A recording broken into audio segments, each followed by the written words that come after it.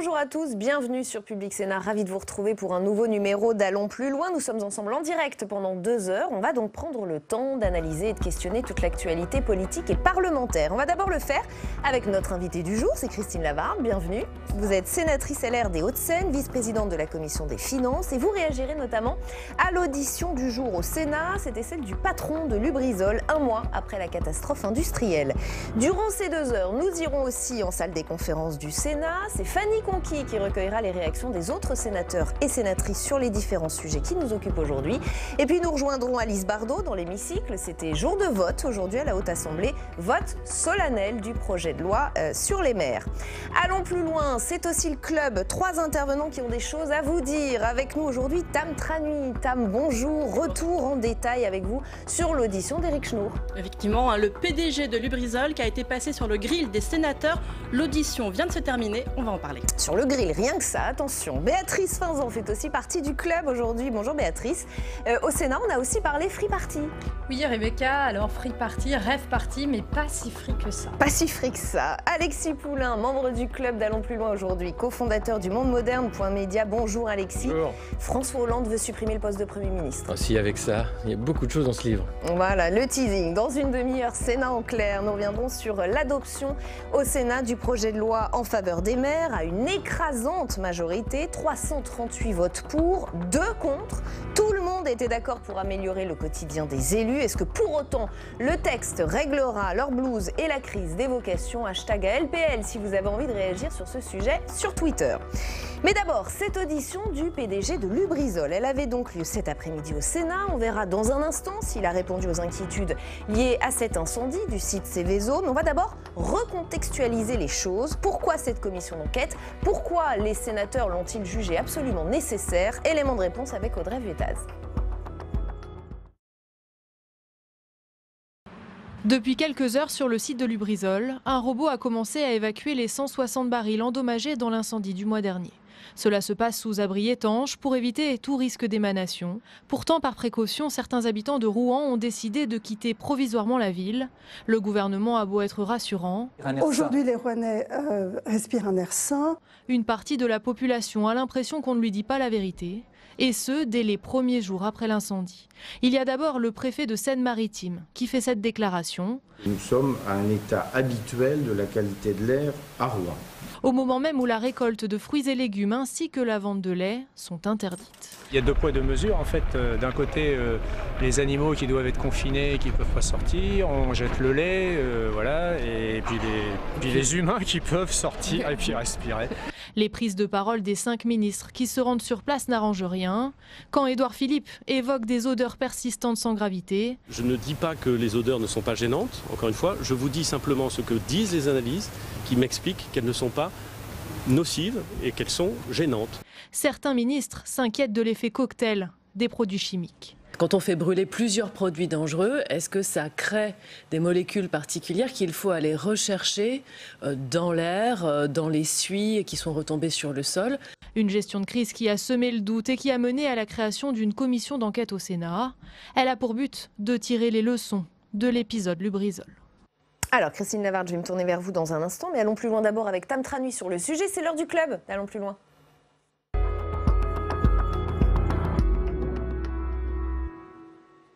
Et Tam, on va d'abord voir avec vous tout de suite ce qu'il faut retenir de cette audition du PDG de Lubrizol au Sénat. Quelle a été d'abord peut-être la tonalité?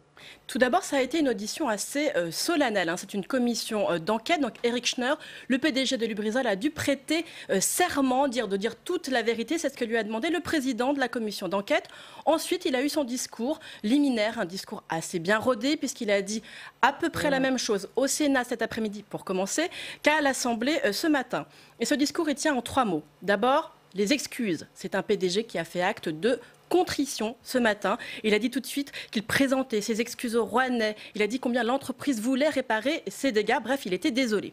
Deuxième point, la proximité. Il a rappelé que Lubrizol était installé à Rouen depuis plus de 60 ans, que l'entreprise appartient au paysage rouennais, à la famille rouennaise. Il a beaucoup répété ce type de mots, qu'il était un voisin pour tout le monde. Bref, ce n'est pas une multinationale qui se fiche des Français, loin de là. Enfin, troisièmement, il a cherché à être rassurant. Rassurant à tous les niveaux. Non, il n'y a pas de danger par les substances brûlées. Non, pas de danger pour les salariés qui vont conserver leur salaire et leurs emplois.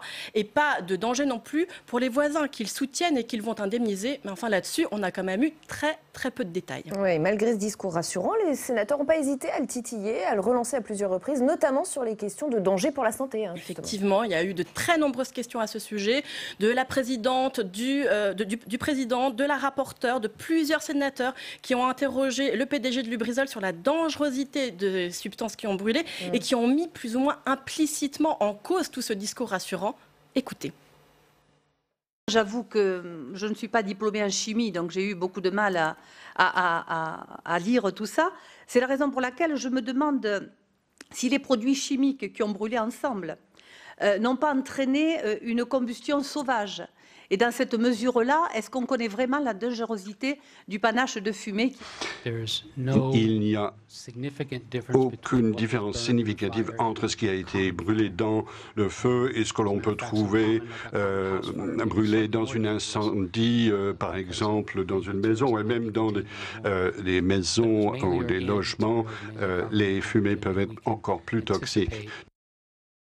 Donc, vous l'avez entendu, selon le PDG de Lubrizol, pas plus de danger avec cet incendie d'une usine classée Seveso eau, je le rappelle, que pour l'incendie de n'importe quelle habitation. Les sénateurs ont demandé beaucoup plus de pièces précises pour poursuivre leurs investigations et aussi pour que des experts puissent travailler dessus. D'autant plus, Stam, que cet accident n'était pas le premier dans le groupe, loin de là. Effectivement, il a aussi été interrogé sur les accidents qui ont marqué l'histoire du groupe et il a égrené de très nombreux accidents. Il a dû notamment s'expliquer sur l'accident qu'il y a eu en 2013, déjà dans cette usine de Rouen. Écoutez cet échange avec le président de la commission d'enquête, Hervé Moret. Il y a eu quand même en 2013 un accident à Rouen, dans votre établissement, une fuite de gaz importante qui a conduit à ce que la justice condamne en 2014 l'entreprise Lubrizol, considérant, je cite, qu'il y avait une série d'insuffisances dans la maîtrise des risques de la part de la société.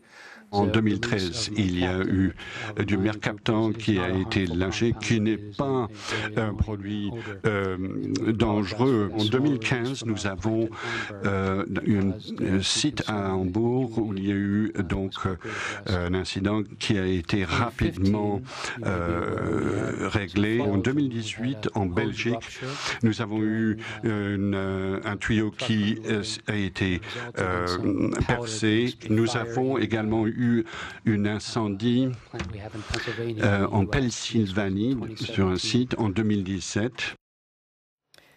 Donc, si je résume, 2013, 2015, 2017, 2018, maintenant 2019, on est donc quasiment à un accident par an. On peut légitimement s'interroger sur la façon dont sont suivis les protocoles de sécurité dans cette usine. Donc finalement, si je comprends bien, beaucoup de questions de la part des sénateurs, mais les réponses? Oui, effectivement, il y a eu beaucoup de questions de sénateurs qui ont été très offensifs, on ne pouvait pas tout mettre, mais je citerai aussi Jean-Claude Tissot, socialiste, qui a parlé de catastrophe écologique et qui s'est étonné face à l'optimisme de l'industriel. Il y a aussi eu Ronan Dantec, écologiste, qui a lui plusieurs fois posé la même question. Il est revenu à la charge. Il dit « Vous dites que le feu vient de l'extérieur, mais vos plans de prévention avaient-ils prévu ce scénario et aviez-vous anticipé tout cela avec les services de l'État ?» Beaucoup de questions et finalement des réponses qui sont restées assez floues. Par exemple, les sénateurs sont restés sur leur faim. Christine Lavarde, quel est votre regard sur tout cela, sur cette audition, sur le discours de cet homme extrêmement rassurant qui semble vouloir montrer patte blanche, et puis des sénateurs qui reflètent un peu ce que pense l'opinion, des doutes, beaucoup de doutes. Quel est votre regard, vous ? Alors c'est forcément un regard extérieur, puisqu'au même moment où la commission d'enquête se réunissait, la commission des finances se réunissait pour étudier notamment le rapport budgétaire qui porte le plus gros crédit, enfin les plus gros crédits de l'État. Donc voilà, on ne peut pas être partout à la fois, donc j'ai pas pu regarder. Mais à l'allure de ce que vient de nous dire Tam, voilà, du sujet qu'on vient de regarder. Ça pose quand même un certain nombre de questions et par contre j'ai pu lire, je crois, dans un article du Monde qui est paru ce matin, qui avait déjà eu en fait une sorte d'alerte qui avait été faite par une organisation régionale. Sur la sous-traitance. Voilà, justement sur la sous-traitance et sur le fait que les sous-traitants ne connaissaient pas les mesures de sécurité ou quand ils avaient pu identifier des processus défaillants, préféraient fermer les yeux pour conserver leur marché plutôt que de mettre sur la table en fait ces sujets qui pouvaient quand même laisser planer des doutes sur la sécurité du site. Il a été interrogé là-dessus, puisqu'il y a un sénateur qui avait souligné aussi cet article du Monde, et il a dit chez nous, il n'y a pas de problème, les sous-traitants sont tous très bien formés. Voilà, si on résume ce qu'a dit le PDG de Lubrizol. Et d'ailleurs, Lubrizol promet d'indemniser agriculteurs, commerçants, il promet beaucoup de transparence. Le PDG ne dit pas combien. Selon les Échos, ce serait un fonds de solidarité de 50 millions d'euros. Et Elisabeth Borne a dit qu'elle voulait faire appliquer le principe du pollueur-payeur. Vous êtes d'accord avec elle ? Alors après, aujourd'hui, moi je regarde ce qui se passe parce qu'effectivement je ne suis pas chimiste comme la rapporteure de la commission d'enquête. Donc j'attends en fait finalement comme tous les citoyens d'être éclairés par cette commission d'enquête qui va avoir tous les pouvoirs pour aller auditionner aussi bien les pouvoirs publics que les industriels, que peut-être des pouvoirs publics à l'étranger. Et je pense que le plus important pour nous aujourd'hui, c'est de tirer les expériences finalement de cette mauvaise expérience pour que demain... Est-ce que les leçons, par exemple, ça pourrait être des sites Seveso qui sont trop près des habitations, il faut revoir l'urbanisation? Alors, la question, c'est pas est-ce que les habitations n'ont pas été se construire trop près des sites Seveso, parce que aujourd'hui, on a quand même un certain nombre de règles qui font qu'on ne peut pas construire, notamment même quand on voit que pour des éoliennes, donc qui ne sont pas des installations Seveso, on a quand même des périmètres de sécurité par rapport aux habitations. C'est plutôt que l'urbanisation a été grandissante et est venue à se rapprocher des usines. Quand l'usine en question a été installée à Rouen, elle n'était peut-être pas aussi proche des habitations qu'elle l'est aujourd'hui. Et j'ai pu voir notamment, lire dans la presse qu'au pied de l'usine, on avait un camp un habitat de personnes, de gens du voyage. Donc, par définition, c'est un habitat précaire qui s'est installé là parce que c'est là qu'ils ont trouvé de la place. Donc ça nous invite plutôt à repenser aussi globalement notre politique d'aménagement du territoire. Et ça pose des questions sur si jamais on décide d'éloigner les sites de production dangereux, ça veut dire qu'il appartient aussi au pouvoir public de prévoir ensuite des moyens de transport, de rendre ces sites accessibles pour les gens. Ce sont des sites d'emploi par définition. Voilà, exactement. On va enchaîner avec vous, Béatrice Finzan. Béatrice, revenez-vous sur l'encadrement des free parties ou rave parties. A priori, c'est la même chose. Le groupe LR au Sénat propose de les encadrer davantage et le texte était justement examiné au Sénat aujourd'hui. Oui, exactement. La droite souhaite plus de fermeté donc contre les rave parties non déclarées. D'ailleurs, rave en anglais, ça signifie délirer.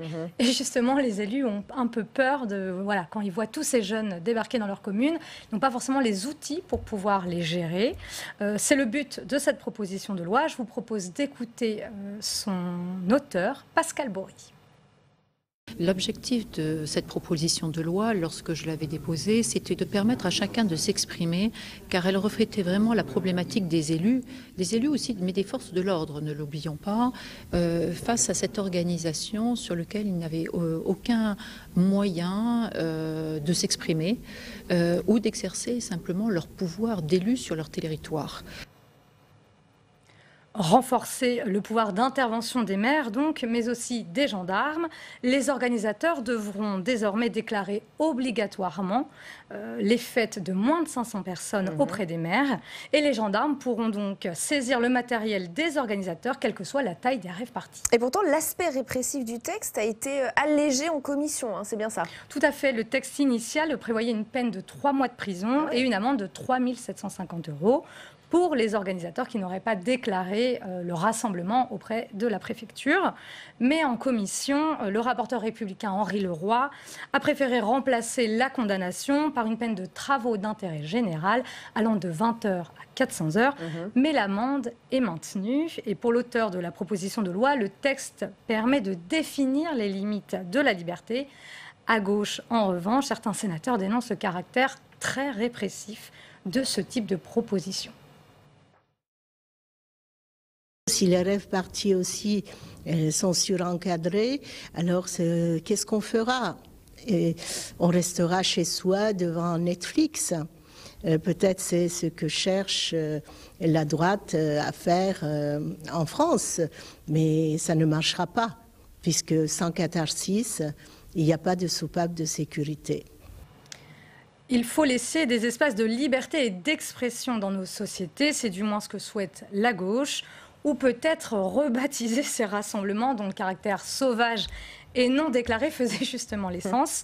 Autre risque peut-être à noter, si la loi passe, la disparition des petites rave parties au détriment de gros événements qui attirent plusieurs milliers de personnes et donc nettement plus difficile à encadrer pour les forces de l'ordre. Alors Christine Lavarde, j'imagine que vous n'avez pas travaillé évidemment sur ce texte, mais là aussi vous avez un avis, c'est suffisamment dur, suffisamment répressif pour établir des limites à ces rave parties ? J'ai pas mal échangé avec Pascale Bory pour essayer de comprendre la philosophie qui avait guidé le dépôt de la loi. Et quand elle m'a expliqué la situation dans son département, où en période d'été, tous les week-ends, il y a comme ça des rassemblements sauvages. Et le problème en soi n'est pas tellement ces rassemblements, c'est que ceux qui y vont oublient l'adage ma liberté s'arrête où commence celle des autres. Et c'est-à-dire qu'à partir du moment où ils se sont rassemblés et qu'ils se mettent à faire la fête à leur manière. Voilà, à faire la fête à leur manière. Ils oublient tout le reste du bien vivre ensemble. Et donc la fête finie, c'est des monstres, enfin des tas de déchets qui sont ensuite à la charge des collectivités parce qu'ils ne s'occupent pas de les ramasser. Mais donc c'est bien le petit village ou la petite communauté de communes qui doit ensuite supporter les coûts de remise en état du site.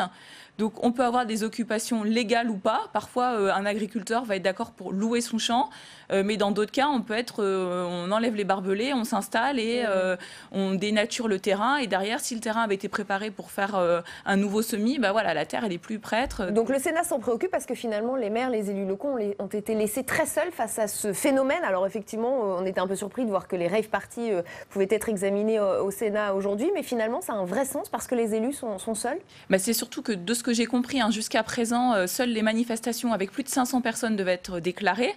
Sauf qu'avec les nouveaux moyens de communication, même si on prévoit d'être 20, pour peu que des messages circulent sur les réseaux sociaux, très rapidement, on dépassait le nombre fatidique de 500 et donc on passait dans une manifestation qui aurait dû être déclarée.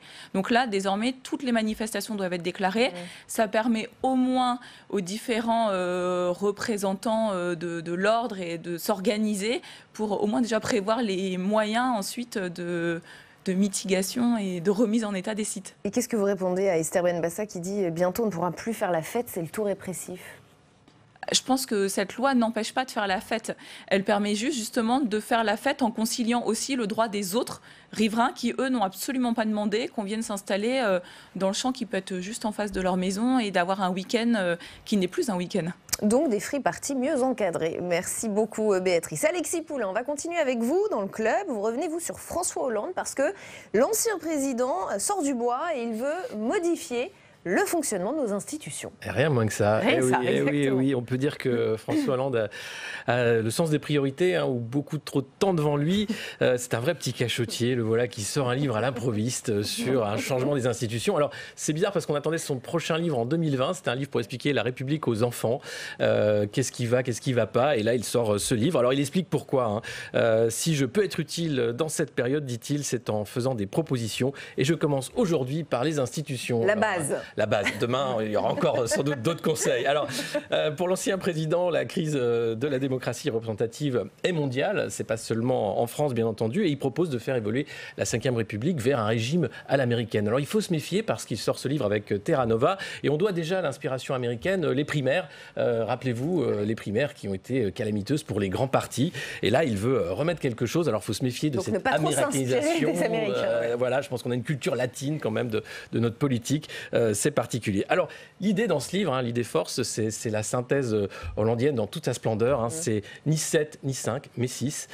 Donc, on passe du quinquennat, non, c'est trop court, le septennat, c'est trop long, alors on fera un sextennat. Un entre-deux. C'est ce qu'il dit, un entre-deux. Exit le Premier ministre, c'est un président qui doit maintenant faire face au Parlement, un Parlement renforcé, élu pour 4 ans, avec, dans ce plan-là, il faudrait quand même des grands partis qui se remettent debout. On n'en est pas là, bien entendu. Alors, pourquoi le quinquennat était une mauvaise idée ? Il le dit lui-même, on sent qu'il est sorti vraiment épuisé par l'épisode des frondeurs, parce qu'il dit qu'aujourd'hui, le quinquennat fait que la majorité est coincée entre l'obéissance servile à l'exécutif ou bien le suicide fratricide dans la fronde. Alors, 6 ans, vous allez me dire, pourquoi 6 ans et pas 7 ? Oui. Alors, pourquoi ? Pour François Hollande, c'est une bonne durée parce que ça permet de montrer que les résultats des politiques économiques mises en place arrivent à terme et de ne pas se faire voler ces bons résultats par les suivants. Bah oui, pour une fois, on va dire. J'ai l'impression d'entendre Claude Rénal. C'est pas beau, hein. Voilà. Et ça permet aussi le temps de la diplomatie, c'est-à-dire de rester un peu un référent dans les instances internationales. Mais alors, il y a un gros interdit dans ce livre, c'est la 6e République, surtout pas la 6e République. Alors là, ce serait un régime instable et dangereux, dit-il, qui même déposséderait les peuples vraiment du pouvoir. Pour lui, ce serait revenir à la 4e République et ne pas pouvoir faire les choix dans le concert des nations. Alors, si on lit ce livre, on voit bien qu'il est écrit pour lui. Entre les lignes, c'est l'idée quand même d'un retour d'un homme providentiel qui ferait une république apaisée. C'est vrai, c'est ce qu'on sent ? Un peu, il y a cette idée-là de dire, parce que derrière, il ne veut pas enlever l'élection du président de la République au suffrage universel, ça, il ne faut pas revenir dessus. Il dit que les Français y tiennent. Et oui, il parle même d'une impérieuse nécessité de la personnalisation du pouvoir. Alors c'est étonnant, à l'heure du RIC, de la démocratie participative, etc., de penser comme ça. On a l'impression en fait qu'il veut changer les choses pour ne rien changer, c'est-à-dire continuer dans la 5e. Il y a une toute petite place qui est donnée à la démocratie participative, une sorte de strapontin avec un commissariat au plan des idées où les citoyens pourraient donner des idées comme ça et voir ce qu'il se passe. Donc on attend de voir et j'attends la suite parce que ce livre malheureusement ne nous dit pas ce que François Hollande avait susurré à l'oreille de Carla Bruni lors des obsèques de Jacques Chirac et ça reste un grand mystère. Mais c'était ça la vraie info. Bien sûr. Interprétation, analyse très objective d'Alexis Poulain, vous l'avez compris, Christine Lavarde. Plus sérieusement, plus de Premier ministre, un mandat présidentiel de 6 ans et un Parlement plus fort. Est-ce que quand même il y a quelque chose, il y a de l'idée? Est-ce que vous êtes d'accord avec quelques-unes des idées, des propositions de François Hollande ou pas du tout? Déjà, François Hollande s'exprime toujours avec beaucoup d'humour. Parce que notamment quand il a choisi la durée à propos du quinquennat, il a dit un quinquennat, c'est trop court effectivement pour voir les effets des politiques, mais il a aussi ajouté c'est beaucoup trop long pour tous ceux qui n'ont pas voté pour le président en place. Donc effectivement, on est, je crois, moi je peux partager la deuxième partie de la phrase. Et ensuite, sur le septennat, on sait le contexte mais il y a des choses quand même que j'ai pas bien compris dans l'articulation, puisque si on avait un sexennat et en même temps des députés élus pour 4 ans, parce que ça permettrait un nouveau souffle, c'est ce qu'il explique. Donc très bien, des nouvelles élections, mais donc on a des députés qui sont encore là 2 ans après l'élection du nouveau président de la République. Donc si vous voulez aller au bout de sa logique et effectivement permettre un nouveau souffle pendant la durée du mandat présidentiel, à ce moment-là, il fallait élire les députés pour 3 ans. Comme ça, si jamais le peuple se rend compte qu'il s'est trompé, au moins, il peut envoyer un Parlement qui devient... on est dans une cohabitation. Finalement, ce qui s'est passé au temps du septennat, où à chaque fois, on arrivait en fin de septennat sur un processus de cohabitation. Et la suppression du poste de Premier ministre, pur et simple, ça vous paraît fou? Ça vous paraît avoir du sens?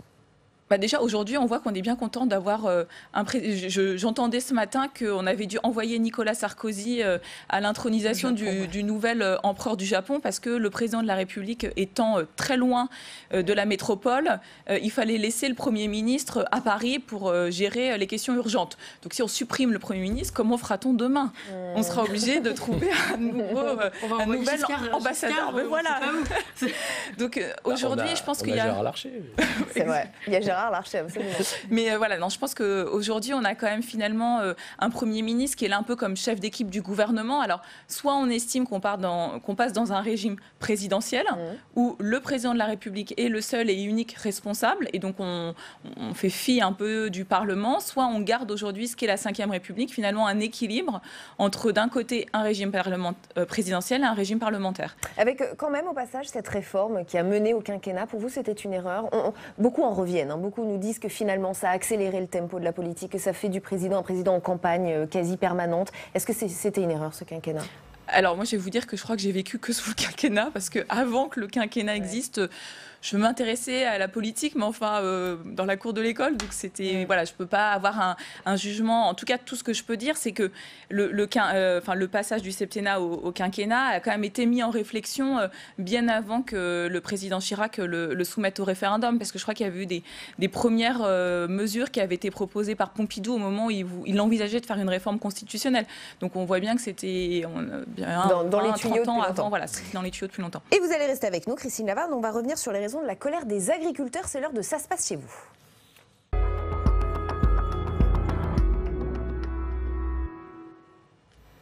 que ce qui se passe chez vous en ce moment, c'est la colère grandissante de ces agriculteurs. Vaste mobilisation dans tout le pays aujourd'hui pour dénoncer ce qu'ils appellent un climat anti-paysan. Un gouvernement qui signe des accords déloyaux à leurs yeux et maintenant ces élus qui lancent des arrêtés anti-pesticides. Quentin Calmet et Jonathan Dupriez se sont rendus dans le Lot-et-Garonne et ils ont notamment rencontré un agriculteur qui utilise des pesticides et qui s'interroge sur l'avenir de son activité. Reportage. Nous sommes à Marmande, dans le Lot-et-Garonne, sur l'exploitation de Bernard Philippot. Ici, il récolte des céréales, du maïs d'eau ou encore des tomates. Tout ça en conventionnel, c'est-à-dire qu'il a recours à des produits phytosanitaires chimiques. On va en parler avec lui. Bonjour Bernard Philippot. Oui, bonjour. Je vais me mettre à côté de vous comme ça. Oui, très bien. Je vais vous montrer comment on pulvérise dans les champs les produits de traitement. C'est parti. Allez, on est parti. Donc tout est prêt, le pulvé est enclenché, on y va. Voilà, de ce côté-là. Vous dites que vous avez un usage raisonné des produits chimiques dans vos champs? Oui, tout à fait. Depuis 30 ans, on a fait énormément d'évolutions pour utiliser ces pesticides. Nous avons fait des formations, nous avons du matériel qui a bien évolué, qui est contrôlé. Nous utilisons aujourd'hui par exemple des buses anti-dérive qui évitent la dérive des produits.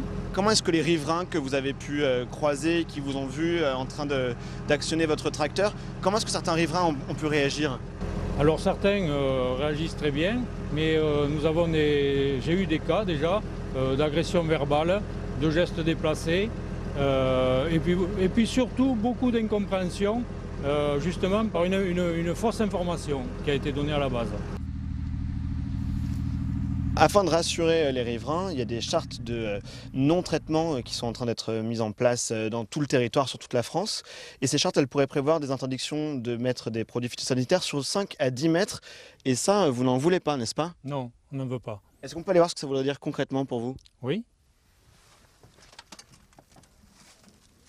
Bernard Philippot, une zone de non-traitement, ça veut dire quoi pour vous exactement? Une zone de non-traitement, ça correspondrait au niveau d'exploitation une perte de surface d'environ 30 hectares. Car nous avons déjà 12 à 13 km de façade avec les riverains. Nous serions même obligés d'abandonner certaines parcelles tellement elles seraient amputées. Ce qui m'inquiète le plus, c'est parce que je dois installer mon fils et que dans cette situation-là, c'est pas possible. C'est l'envoyer à l'abattoir. Emmanuel Haz, vous êtes l'un des porte-parole ici dans le département pour la Confédération paysanne. On a vu les autres syndicats qui ne sont pas convaincus par ces zones de non-traitement en pesticides. Vous non plus, ça ne vous convient pas cette solution? Ils ne sont pas convaincus, ils sont opposés même, et nous de même.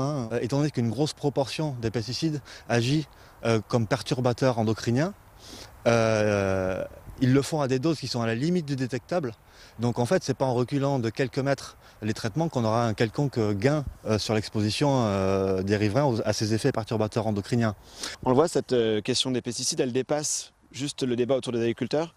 C'est une question de choix de société? Absolument, les pesticides sont là pour augmenter les rendements et donc faire baisser les prix de l'alimentation. C'est le sens de leur mise sur le marché depuis l'après-guerre. Donc on ne sortira des pesticides qu'en remettant en question cette logique de fuite en avant dans la baisse de la valeur de l'alimentation. La question des pesticides et de leur interdiction dans des zones près des habitations, c'est l'une des raisons de la colère dans le département du Lot-et-Garonne. Certains agriculteurs vivent très mal cette polémique depuis plusieurs semaines.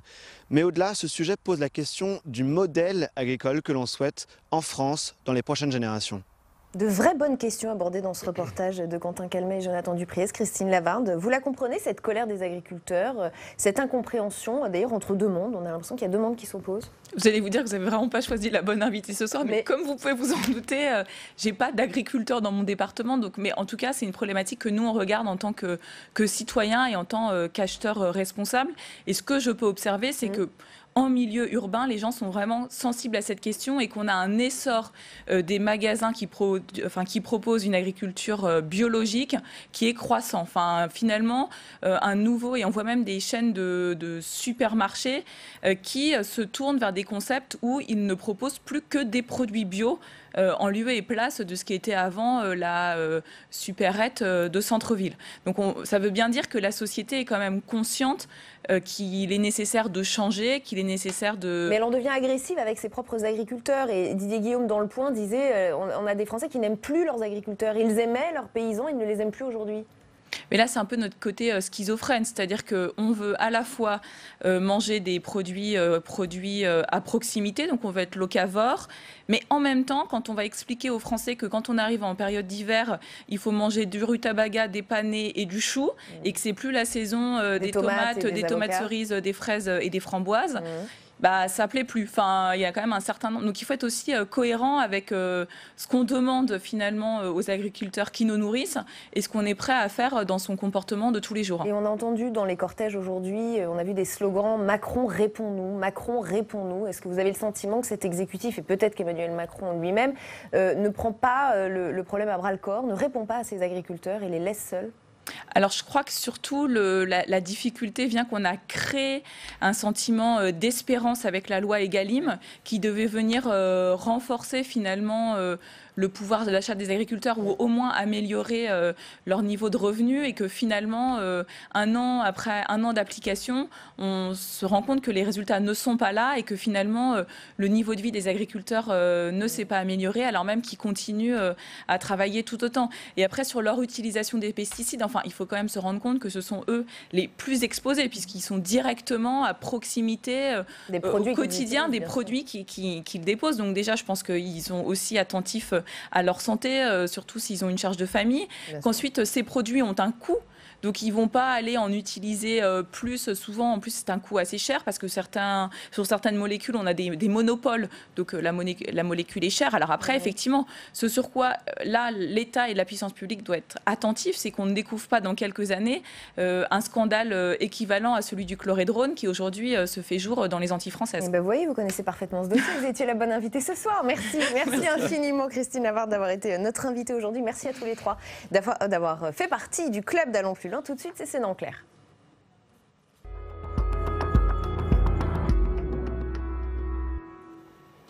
Sénat en clair, consacré cet après-midi au vote solennel du projet de loi engagement et proximité au Sénat, adopté très largement. La Haute Assemblée a pas mal bouleversé le texte initial, les pouvoirs des maires, leur marge de manœuvre et même les petits détails de leur quotidien. Alice Bardot, beaucoup de choses vont s'améliorer pour eux. Vous avez suivi tout cela et ce vote pour nous depuis l'hémicycle. Vous êtes en direct de l'hémicycle.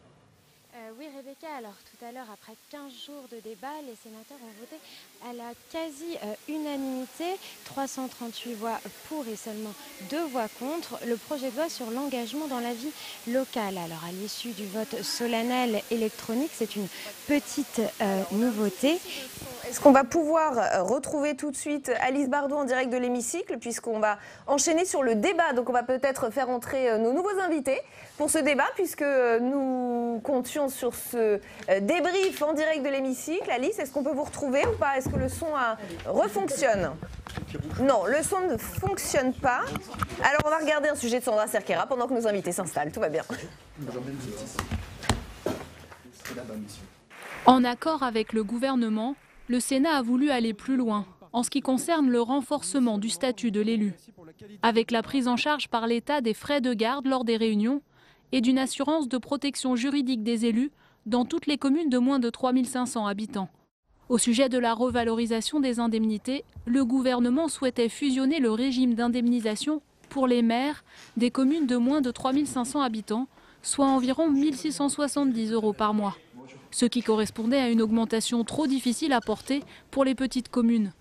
C'est pourquoi le Sénat a opté pour un dispositif gradué, plus 50% pour les communes de moins de 500 habitants, soit 991 € bruts, et plus 30% pour celles de moins de 1000 habitants. Nous avons préféré revaloriser les indemnités des élus de 0 à 3500 habitants, mais de manière progressive selon des strates. Les sénateurs ont également renforcé le pouvoir de police des maires. Autant de mesures censées enrayer la crise des vocations à 5 mois des élections municipales. Avec nous pour ce Sénat en clair, Françoise Gatel, bienvenue. Vous êtes sénatrice Union centriste d'Ille-et-Vilaine et co-rapporteur de ce projet de loi engagement et proximité au Sénat. Éric Kerrouche, bienvenue. Vous êtes sénateur socialiste des Landes, auteur de cet ouvrage Le blues des maires pour la Fondation Jean Jaurès.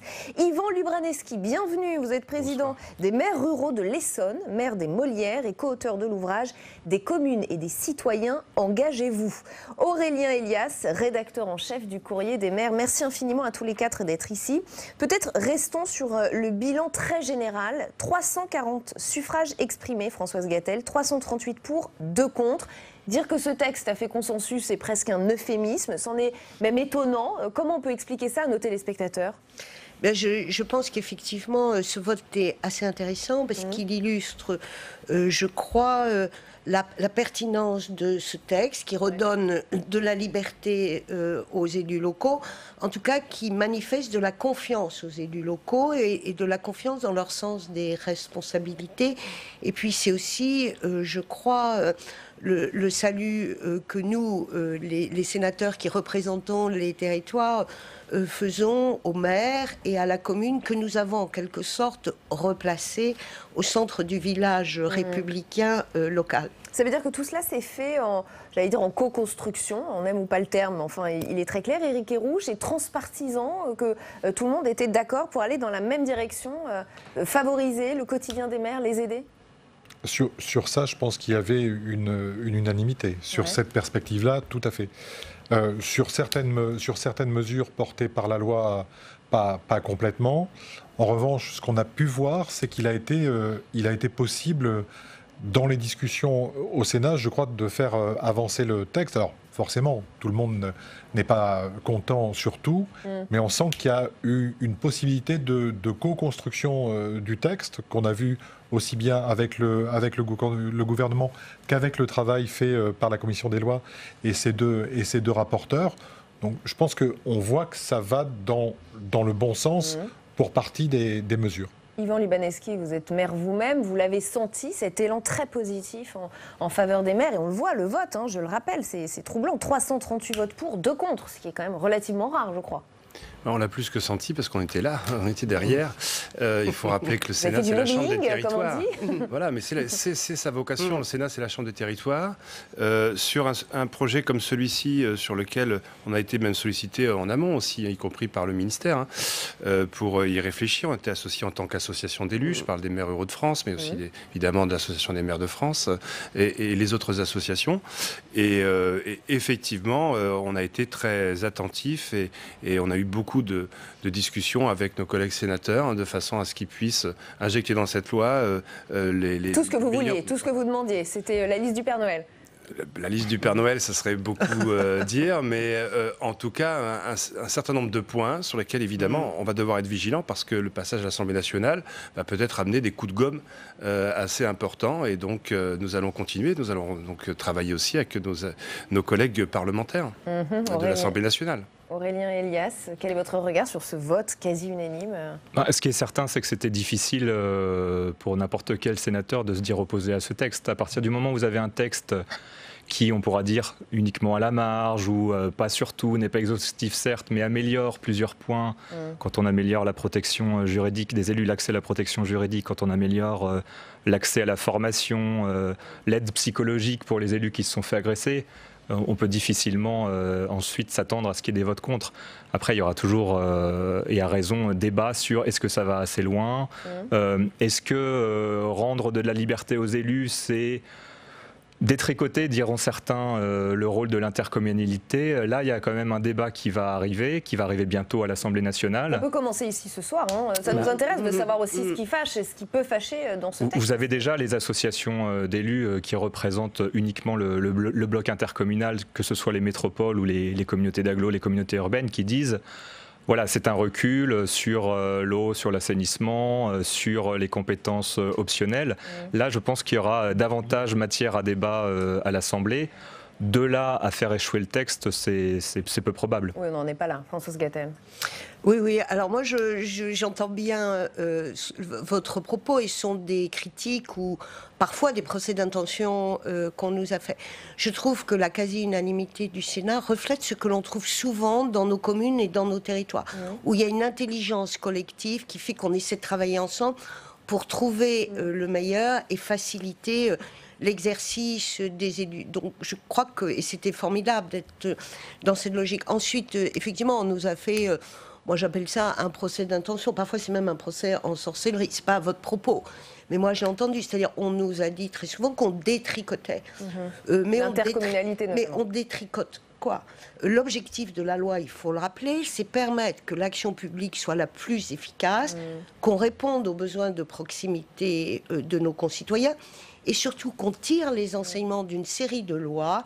Est-ce qu'on peut peut-être réexpliquer cette histoire d'intercommunalité? Je ne suis pas sûre que ce soit très clair pour nos téléspectateurs. En gros, les petites communes se sentaient noyées, oubliées dans ces énormes intercommunalités. Elles avaient l'impression de ne pas être entendues, pas être écoutées. Voilà, alors il s'est passé plusieurs choses. Une obligation de taille d'intercommunalité, des mariages forcés par les préfets qui ont obligé 2 intercommunalités à se regrouper. On a des départements où le nombre d'intercommunalités a été divisé par 2. Alors que l'intercommunalité, elle est utile, elle est importante, personne ici ne la conteste, mais elle participe d'un projet de territoire. C'est parce que vous avez des choses à faire ensemble que vous êtes en interco. Et nous, ce que l'on a dit au Sénat, c'est qu'on ne nie pas l'intercommunalité, on ne va pas la démolir, ça n'a pas de sens. On dit juste qu'il faut dans l'intercommunalité mettre de l'assouplissant pour que les élus, les communes soient plus associées et que les conseillers municipaux ont de l'information. Aujourd'hui, dans certaines communes, il y a un représentant de la commune à l'interco. Les autres n'entendent jamais parler de rien et voient des décisions être prises à l'interco, alors même que nos concitoyens, ils ont inventé depuis longtemps le guichet unique, ils ne connaissent qu'un responsable et qu'un coupable, c'est le maire. Et donc, il faut que ceux qui ont des comptes à rendre, ceux qui sont dans des espaces de coopération aient plus de place pour la décision.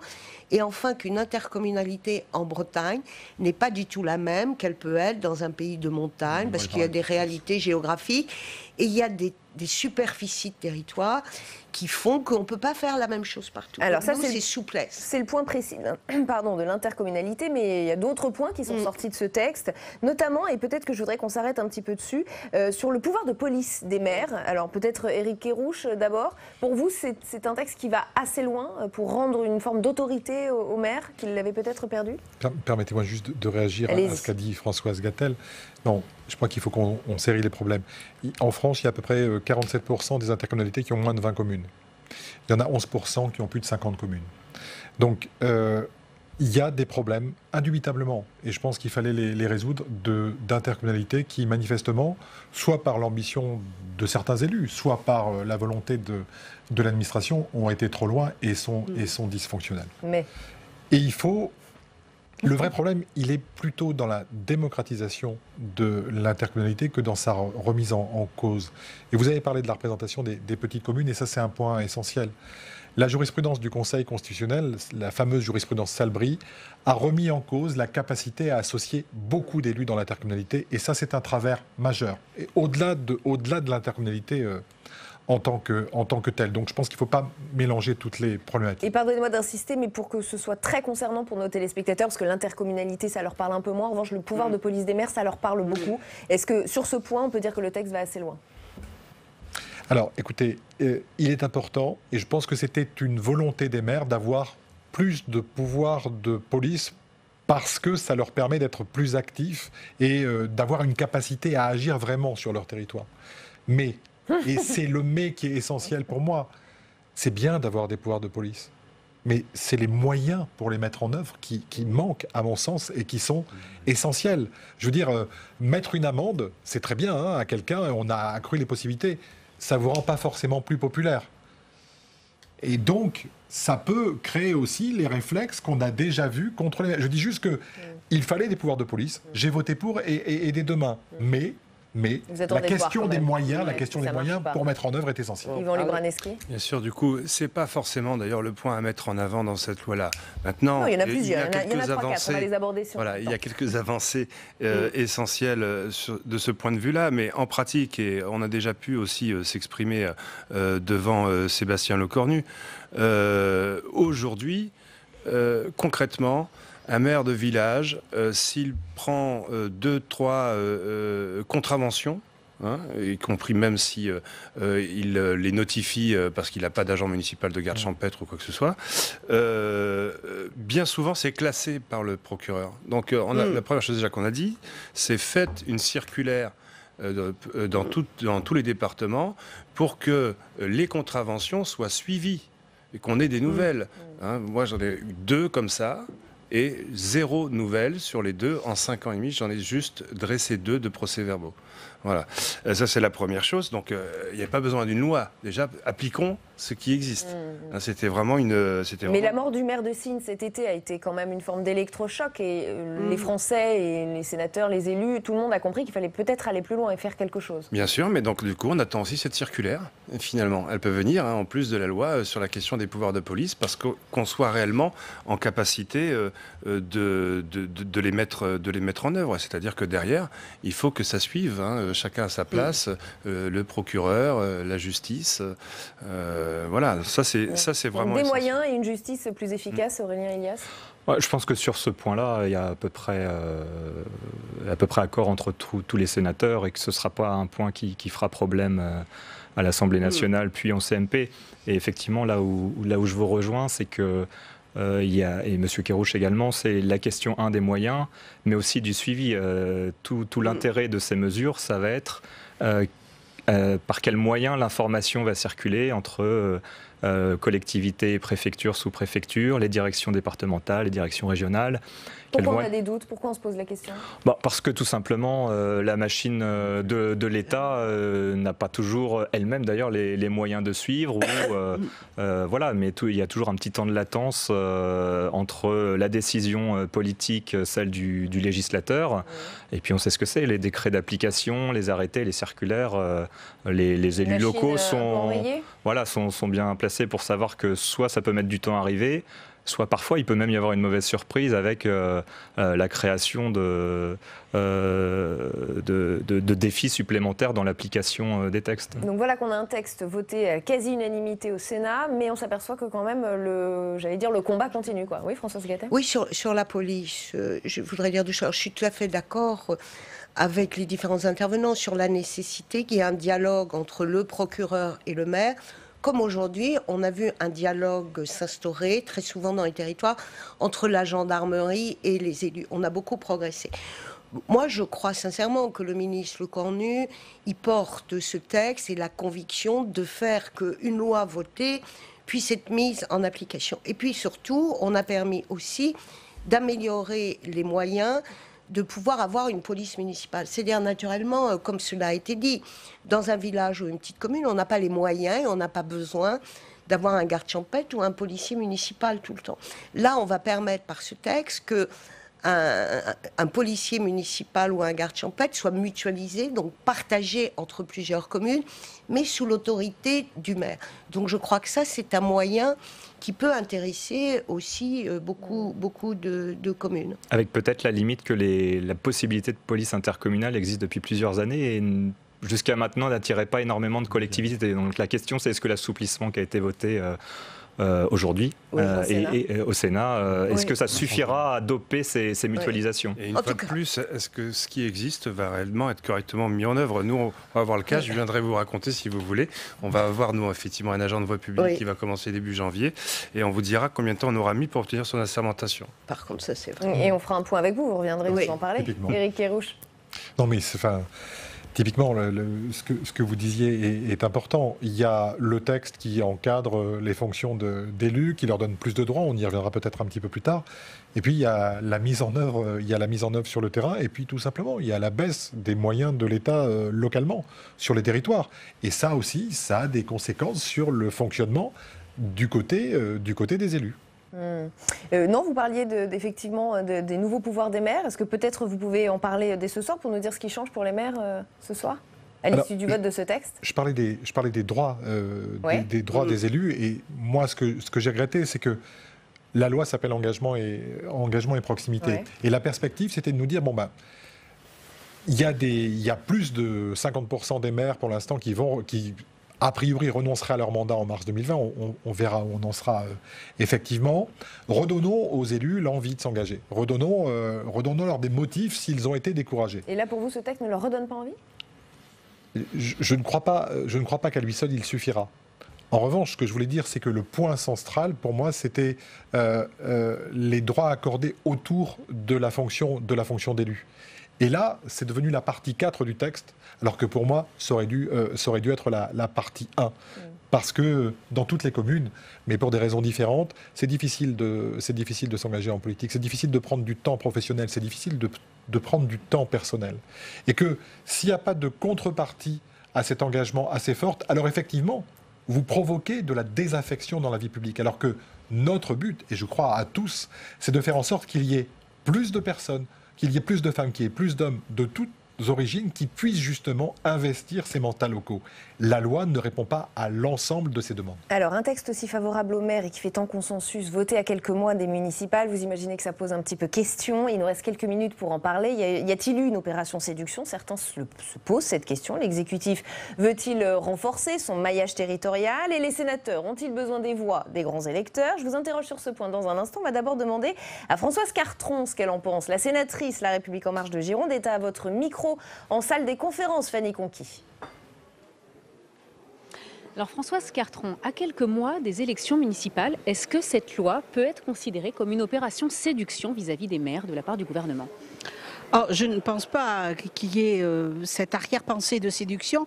Il y a plutôt le désir de répondre à un vrai malaise qui peut-être n'avait pas été identifié aussi fort il y a 2 ans, mais qui est monté en puissance au fur et à mesure. Et ce malaise, les maires nous l'ont dit, et en particulier les maires des petites communes, ils se sont demandé au sein de ces grandes intercommunalités, parce que le problème crucial était là, à quoi servait-il ? Quel était leur rôle ? Et finalement, ils se sentaient dépossédés d'avoir vraiment une action dans leur commune et pour leurs concitoyens, ce pourquoi ils avaient été élus en fait. Mais d'un point de vue politique, est-ce qu'on peut penser qu'Emmanuel Macron, pour cet acte 2 du quinquennat, veut être plus présent aux côtés des maires et répondre plus à leurs attentes? On sait que l'année dernière, par exemple, il était absent du congrès de l'Association des maires de France. Est-ce que pour cet acte 2, il tiendra plus compte de ces élus locaux? Je pense, et puis il l'a montré dans le grand débat. Le grand débat, il l'a fait partout sur le territoire avec les élus locaux, avec les maires. Donc je pense que pour lui, je ne sais pas si ça a été une prise de conscience, mais enfin, il a compris qu'il fallait aller parler au plus près du terrain. Justement, cette crise des Gilets jaunes, elle est passée par là ? Elle est passée par là. Et elle a fait prendre conscience qu'on a besoin de cet échelon local? On a bien vu qu'on a besoin de proximité, qu'on a besoin de dialogue. Les maires, qu'est-ce qu'ils ont dit? Ils ont besoin de considération, de sentir que justement, au plus haut sommet de l'État, on reconnaît leur travail indispensable de lien social, d'amortisseur des difficultés lorsqu'on est justement dans la commune au plus près de ses administrés. Donc je crois que c'est une très bonne chose. En plus, je crois que dans les grands débats, les maires ont soulevé des points très pertinents de leurs difficultés et cette loi répond à ces points qu'ils ont soulevés. Dernière question, est-ce qu'on peut parler d'une loi politique dans le sens où La République En Marche aura besoin des maires pour les sénatoriales? Je crois que surtout la République En Marche, mais comme tout gouvernement, a besoin des maires pour justement être les relais des grandes impulsions qu'ils veulent mettre en place au niveau national. Rien ne se fait sans des acteurs locaux. Donc je crois que c'est là l'essentiel et j'espère que ce dialogue va être bien renoué après cette loi. Merci Françoise Carton d'avoir répondu à mes questions sur Public Sénat. Merci à vous Fanny pour cette interview. Il nous reste 4 minutes. Vous avez 1 minute chacun pour me dire si oui ou non vous sentez quand même qu'il y a un peu de politique derrière cette loi. On va pas dire le contraire. Maintenant, quel gouvernement n'aurait pas fait ça? Moi, je dis juste qu'il y a une expression et une attente très forte des élus locaux. Les choses ont été bloquées parce qu'il y a eu des baisses de dotation, parce qu'il y a eu la loi NOTRe, et il y a longtemps que le Sénat dit des choses. Voilà. le gouvernement a entendu? Est-ce que le gouvernement pourrait dire, je vous ai compris, maintenant on se reverra après les élections municipales? Il y a vraiment urgence. Le début du quinquennat n'était pas du tout favorable aux élus locaux. On est d'accord, le début du quinquennat était marqué par une ignorance et une indifférence. Là-dessus, il y a eu des événements. Alors après, moi, sincèrement, je suis dans la majorité sénatoriale, mais je regarde les pas que l'on fait en avant. Alors on peut critiquer, on peut regretter, mais les élus ne voulaient pas d'un grand soir. On vient alléger, fluidifier, très bien, avançons. Il y a des choses encore à faire, notamment pour permettre l'engagement de jeunes actifs du secteur privé. Et puis moi, je crois qu'on a fait une action qui est positive pour les territoires. Donc très bien, puis si le gouvernement a compris qu'il ne pouvait rien faire sans les élus locaux, c'est parfait. Donc tant pis si c'est électoraliste, Yvan Lubraneski. Mais il faut rappeler qu'effectivement, sur la question de l'engagement, la plupart des maires qui veulent arrêter aujourd'hui disent c'est l'intercommunalité. Absolument. Donc, l'idée, c'était de mettre le holà là-dessus, pas simplement de stopper la course à l'intercommunalité, mais de la faire autrement, de faire du bon sens, de mettre de la souplesse. Et ça, c'est une occasion. Alors la loi, elle vient pas par hasard. Elle vient un peu, il y a un gilet jaune derrière. Peut-être qu'elle n'aurait pas eu lieu non plus. On est entre les gilets jaunes et puis l'élection municipale. Mais du coup, c'est une opportunité pour essayer d'assouplir les choses là où on a été trop tendu pendant des années. Mais rien n'est gagné encore pour nous. En tout cas, au niveau de l'Association des maires ruraux de France, on va regarder. Vous avez jusqu'au municipal pour faire pression. Aussi ce qui va se passer à l'Assemblée sur la loi elle-même, parce qu'il y a beaucoup de choses qui peuvent disparaître. Il nous reste 2 minutes. Éric Kerrouche et Aurélien Elias. Oui, j'entends la déclaration. Oui, c'est mignon, mais oui, bien sûr, c'est une loi opportune et opportuniste. Elle arrive. Merci de votre franchise. Non, mais enfin, c'est une évidence. Elle arrive dans un contexte particulier, un contexte de tension qui a été relativement important entre les associations d'élus et le gouvernement. Ce contexte n'est pas complètement détendu. On a vu ce qui s'est passé avec les départements et avec également d'autres niveaux de gouvernance. Donc il y a toujours un rapport qui est assez ambigu, tout simplement parce que le gouvernement, on le sait, avec la taxe d'habitation, on va forcément faire des mécontents quelque part. Maintenant, oui, le début du mandat, c'était balance ton maire il y a un an. Maintenant, c'est cajole ton maire. Très bien. Enfin, je veux dire, ça peut éventuellement servir. Ça, c'est le contexte politique. Mais il y a un mais. C'est qu'au-delà de ça, il y a des mesures dans cette loi qui peuvent servir. Dans la démocratisation des intercommunalités, je l'ai dit, c'est la condition pour que notre système fonctionne. Et puis aussi, parce qu'il y a quelques droits qui ont été accordés aux élus. Et ça, déjà, c'est une très bonne chose. Il y a du concret. Aurélien, malgré l'opportunité. Personne n'est naïf, tout le monde fait de la politique, le gouvernement, le Sénat, l'Assemblée, et c'est bien normal. Oui, enfin, c'est intéressant que nos téléspectateurs c'est le rôle de chacun. Aussi, vous le savez peut-être, eux non. C'est aussi pour ce pourquoi je pense qu'il y a une bonne coopération entre le Sénat et le ministère pour préparer le texte, parce que personne n'avait intérêt à porter la responsabilité d'un échec. On l'a vu, entre gouvernement et le Sénat, c'est à qui fera porter la responsabilité de l'échec de la révision constitutionnelle. Là, sur ce texte-là, ce n'est pas le cas. On ne peut que s'en réjouir puisqu'il y a des avancées. Maintenant, à voir comment le texte pourra être voté par le Parlement réuni. Merci à tous les 4 d'avoir participé à Sénat en clair. On revient en images maintenant sur les déclarations d'Annie Genevard ce matin dans Bonjour chez vous, la secrétaire générale DLR, répondait aux questions d'Oriane Mancini. Elle est notamment revenue sur le débat autour de la PMA. Je pense que le Sénat reviendra sur certaines dispositions. Lesquelles alors ? Notamment sur tout ce qui touche à la filiation. Il y a 2 choses qui, me semble-t-il, posent problème. Enfin, moi, je ne veux pas anticiper, je ne suis pas sénateur, donc je ne veux pas dicter au Sénat... Vous appartenez à la majorité sénatoriale. Donc. Mais voilà, donc j'ai cru comprendre que la majorité sénatoriale pourrait revenir sur la question fondamentale qu'emporte cette loi, c'est-à-dire la disparition de la branche masculine de la filiation, l'éviction du père. Je crois que, comme l'a dit d'ailleurs la garde des Sceaux, c'est une révolution. C'est une révolution, effectivement, où le géniteur n'est qu'un gamète. Il n'est plus un père. D'ailleurs, la ministre l'a dit à plusieurs reprises, le donneur de gamètes n'est pas un père. Donc, le père exit, on n'en parle plus. Moi, je pense que ça a des conséquences sur l'enfant. C'est ma conviction, c'est la conviction que j'ai défendue. Puis l'autre volet, c'est l'éviction de la mère qui accouche. Parce que dans ce texte de loi, dans un couple de femmes, chacune des 2 femmes, celle qui accouche comme celle qui n'accouche pas, devront aller reconnaître l'enfant chez le notaire. Alors que jusqu'à présent, et depuis le droit romain, Mater semper certa est, la mère est toujours certaine. Pourquoi la mère est-elle toujours certaine? Parce que c'est celle qui accouche précisément. Or, la mère qui accouche ne sera pas plus mère que l'autre membre du couple. Donc, l'éviction du père d'un côté, la non-reconnaissance de la spécificité de la mère qui accouche, pour moi, ce sont deux lignes rouges dont j'espère vraiment que le Sénat pourra revenir dessus.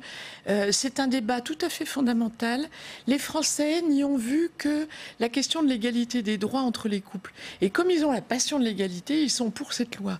Mais en réalité, ce n'est pas le sujet, puisque, et d'ailleurs la garde des Sceaux l'a dit, ce n'est pas un sujet d'égalité des droits. La ministre de la Santé a dit, ce n'est pas un texte bioéthique, ce n'est pas un texte éthique.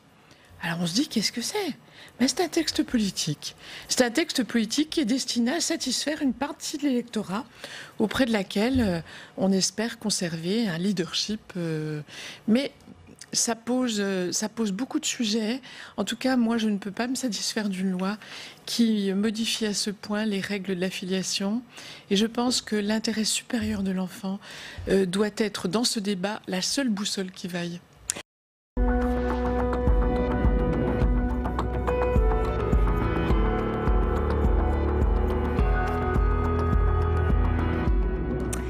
Et bienvenue sur Public Sénat, merci de nous rejoindre. Allons plus loin encore ce soir. Voici le programme. Dans le grand débat, nous reviendrons sur l'audition du PDG de Lubrizol au Sénat. La commission d'enquête présidée par Hervé Moret commence son travail d'investigation pour faire la lumière sur la gestion de cette catastrophe industrielle. L'État et les industriels ont-ils été défaillants? On prend le temps de se poser les bonnes questions ce soir. #ALPL si vous avez envie de réagir sur Twitter. Tout au long de cette heure, nous irons également en salle des conférences pour faire réagir d'autres sénateurs et sénatrices. Ce sera avec vous, Fanny Conquis. Oui, nous serons avec notamment Céline Brulin, sénatrice de Seine-Maritime. Comment protéger les habitants qui vivent près de ces sites classés Seveso? Nous en parlerons avec elle. Merci Fanny, à tout à l'heure. Avant cela, notre match des idées, confrontation de points de vue ce soir entre Anthony Bélanger et Patrick Martin-Genier. Retour ce soir sur tous ces mouvements populaires qui tentent de faire bouger les lignes dans leur pays, du Chili au Liban, en passant par Haïti, l'Indonésie, l'Égypte et le Soudan et j'en passe. À chaque fois, c'est parti d'une nouvelle taxe, d'une pénurie ou d'une hausse des prix, un peu comme les gilets jaunes en France. On verra si cette comparaison est pertinente. Va-t-on vers un automne des peuples? C'est la question que nous nous posons ce soir dans le match des idées. D'abord, état des lieux avec Cécile Sixou. Ils ne portent pas de gilet jaune, mais c'est tout comme. Depuis plusieurs jours, les Chiliens et les Libanais sont dans la rue pour protester contre les inégalités et les conditions socio-économiques. Au Chili, c'est l'augmentation du prix du ticket de métro qui a mis le feu aux poudres. Depuis 4 jours, on assiste à des scènes de guerre dans le pays, comme ici dans les rues de Valparaiso, où l'armée a été déployée. Au total, 15 personnes sont mortes et la contestation ne faiblit pas, même si la hausse du ticket de métro a été suspendue. On a voulu nous augmenter de 30 centimes, mais 30 centimes pour un peuple qui souffre, c'est beaucoup. Donc c'est la goutte qui a débordé le verre et on peut enfin exprimer notre colère. Le président chilien Sebastián Piñera, qui a déclaré son pays en état de guerre, a décrété l'état d'urgence dans plusieurs régions et un couvre-feu dans la capitale. Pour tenter de sortir de la crise, il réunit aujourd'hui les partis politiques du pays. Même processus au Liban, où la mise en place de nouvelles taxes sur l'essence, les cigarettes et sur la messagerie WhatsApp a déclenché il y a une semaine un mouvement de contestation sans précédent. Et même le plan de réforme ambitieux annoncé hier par le président Saad Hariri n'a pas calmé les manifestants qui demandent la démission du gouvernement. Nous ne devrions pas écouter ce que le régime continue de promettre, puisqu'il ne tient jamais ses promesses. Même s'ils disent maintenant qu'ils tiendront leurs promesses, ce ne sont que des mots. Nous avons besoin de voir des actions pour savoir ce que nous ferons ensuite. Depuis plusieurs mois, d'autres feux de contestation sont allumés un peu partout dans le monde, comme en Algérie, en Égypte et au Venezuela. Et avec nous pour le match des idées ce soir, je vous le disais, Anthony Bélanger, bonsoir. Vous êtes journaliste spécialiste des questions internationales, chroniqueur à France Inter, consultant pour BFM. Patrick Martin-Genier, bienvenue à vous également, enseignant à Sciences Po, spécialiste des questions internationales et auteur de Vers une nouvelle gouvernance mondiale. Merci à tous les deux. Anthony Bélanger, c'est intéressant ce qui se passe là. Ah, c'est passionnant, c'est absolument passionnant. Moi, je fais d'une période où, par exemple, pour prendre l'exemple de l'Algérie, on nous avait dit, oh, mais non, mais les Algériens jamais redescendront dans la rue. Après 10 ans de guerre civile, ils ont payé pour voir, ils savent ce que c'est que manifester, ils savent ce que c'est que qu'entamer des révolutions, et on voit ce que ça donne. Ça fait quoi, 35 semaines qu'entre les étudiants et les Algériens, ils sont descendus dans la rue pacifiquement, le fameux mouvement Hirak, pour demander la chute du régime, et pas seulement la fin d'un système. On voit cette espèce de ces manifestations, d'abord de la jeunesse mondiale, parce qu'il s'agit bien souvent de mouvements de jeunes. C'est aussi le point commun entre tous ces mouvements. Oui, il y a dans énormément de cas, ce sont des pays jeunes et des populations jeunes qui n'ont pas connu les situations qui pourraient les empêcher d'aller dans les rues. Par exemple, au Chili, n'ont pas connu les années Pinochet. Donc ils ne connaissent pas la peur de Ils ne connaissent ni la peur, et surtout ils connaissent toutes les contraintes que le monde ancien leur a léguées, que leurs aînés leur ont léguées. Et pour revenir sur le cas de l'Algérie, effectivement, ils ne connaissent pas cette année difficile, ces fameuses décennies horribles qui, dans les années 90, a porté d'une part Bouteflika au pouvoir et qui ensuite a causé 100 000 morts. Ils ne les connaissent pas, ils ont 20, 21 ans. L'Algérie est un pays de 21 ans. Le Chili est un pays qui a à peine 26 ans.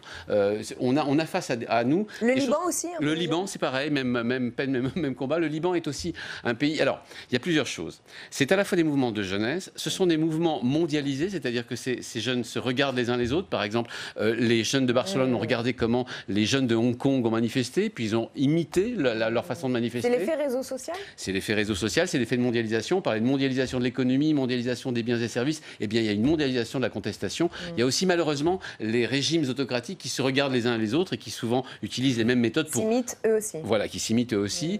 Mais ce qui est fascinant, absolument même bouleversant, c'est de voir comment ces mouvements sont en train de grossir au niveau mondial. C'est-à-dire qu'on ne sait plus où donner de la tête quand c'est des commentateurs internationaux pour savoir s'il faut commenter le Chili, la Bolivie, l'Équateur, ici l'Algérie, ici le Barcelone, ici Hong Kong, ici le Soudan, vous le disiez, l'Éthiopie, il y a quelques années de ça, il n'y a même pas quelques années de ça. C'est absolument fascinant. On va peut-être revoir cette carte, Patrick Martin-Genier, elle est intéressante. Effectivement, au même moment, à différents points de la planète, les peuples se révoltent, leur histoire est différente, mais à chaque fois, il y a effectivement un point commun, ça part d'une hausse de prix, d'une taxe, d'un prix de carburant qui augmente, il suffit d'une étincelle. Je parlais en introduction d'un automne des peuples, est-ce que ça vous semble juste comme expression? Est-ce que c'est ce qui est en train de se passer? Oui, je crois que c'est un automne qui va continuer pendant l'hiver et qui se poursuivra par le printemps. Il y a un point commun entre tous ces pays. On parle également du Venezuela.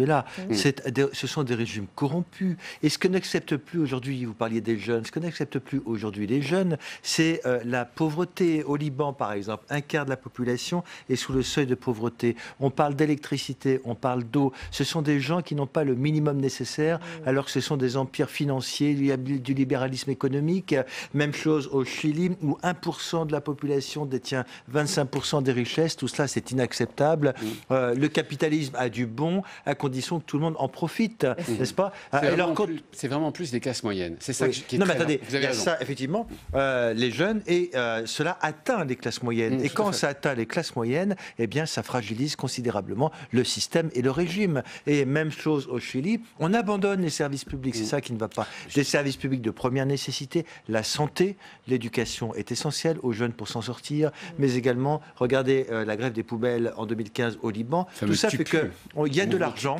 Et puis il y a un système complètement corrompu où la classe dirigeante accumule les richesses alors que d'autres n'y arrivent plus, comme au Venezuela. On a un régime corrompu et cela ne marche pas. Lorsqu'on parle, alors soit socialisme, il y a des clans qui accaparent les richesses, soit le capitalisme. Et là, effectivement, comme vous le dites, des classes moyennes n'en profitent pas. Il y a juste une petite différence tout de même. Il y a tout de même ces mouvements dans des pays illibéraux ou autocratiques et ces mouvements dans les pays démocratiques. C'est-à-dire que dans les pays démocratiques, on voit bien, vous l'avez dit vous-même, c'est exactement ça, c'est-à-dire c'est une espèce de révolte des enfants des classes moyennes. C'est-à-dire que ces pays sont le plus souvent sortis des problèmes politiques immédiats, ils vont voter, ils ont le droit de vote, quelquefois des démocraties imparfaites, comme au Liban, mais tout à coup, c'est la répartition des richesses qui pose problème. Et puis il y a ces pays dans lesquels, contrairement à ce que disent les autocrates, les peuples veulent voter. Les peuples veulent voter au Soudan, ils veulent voter en Indonésie, en tout cas ils votent en Indonésie, mais ils veulent s'opposer à des lois ou s'opposer à des systèmes qui leur semblent injustes. Et donc vous avez quand même là, à la fois, ce qui est commun, c'est qu'effectivement ce sont des jeunes, mais que vous avez à la fois des révoltes contre les institutions qu'ils estiment... Mais est-ce que ce serait hasardeux de faire un rapprochement avec les Gilets jaunes? Alors non. Nous sortons, et nous n'en sortons pas, d'ailleurs c'est pas terminé. Nous avons encore ce mouvement, nous aussi populaire, tous les samedis, un peu contre les institutions, contre les élites, contre... Ce qui est très intéressant avec les Gilets jaunes, c'est que ce n'est pas un mouvement de jeunes. Les Gilets jaunes, ce n'est pas un mouvement de jeunes. C'est un mouvement d'un pays vieux. Un vieux pays comme la France, un pays qui, encore une fois, démographiquement, a 41 ans. Donc pour vous, la comparaison n'est pas... Alors, elle l'est. Mais en tout cas, moins cet aspect vraiment jeunesse d'un monde jeune qui tente de renverser le monde ancien. Mais c'est vrai qu'il y a, comme au Chili, comme au Liban, comme dans d'autres pays, aussi en France, une souffrance sociale et un problème d'inégalité, de répartition des richesses qui justifie ce type de mouvement. Donc il y a vraiment beaucoup de points communs. Et d'ailleurs, une partie du mouvement algérien a regardé les Gilets jaunes pour pouvoir lui-même manifester. Une espèce de mondialisation des Gilets jaunes. De récurrence des manifestations. Oui. Le samedi en France, le vendredi pour l'Algérie. Y compris une fois par semaine aussi pour Hong Kong, vient peut-être aussi des Gilets jaunes. Mais la différence, c'est que la France est une démocratie, alors que d'autres pays n'ont que l'illusion de la démocratie.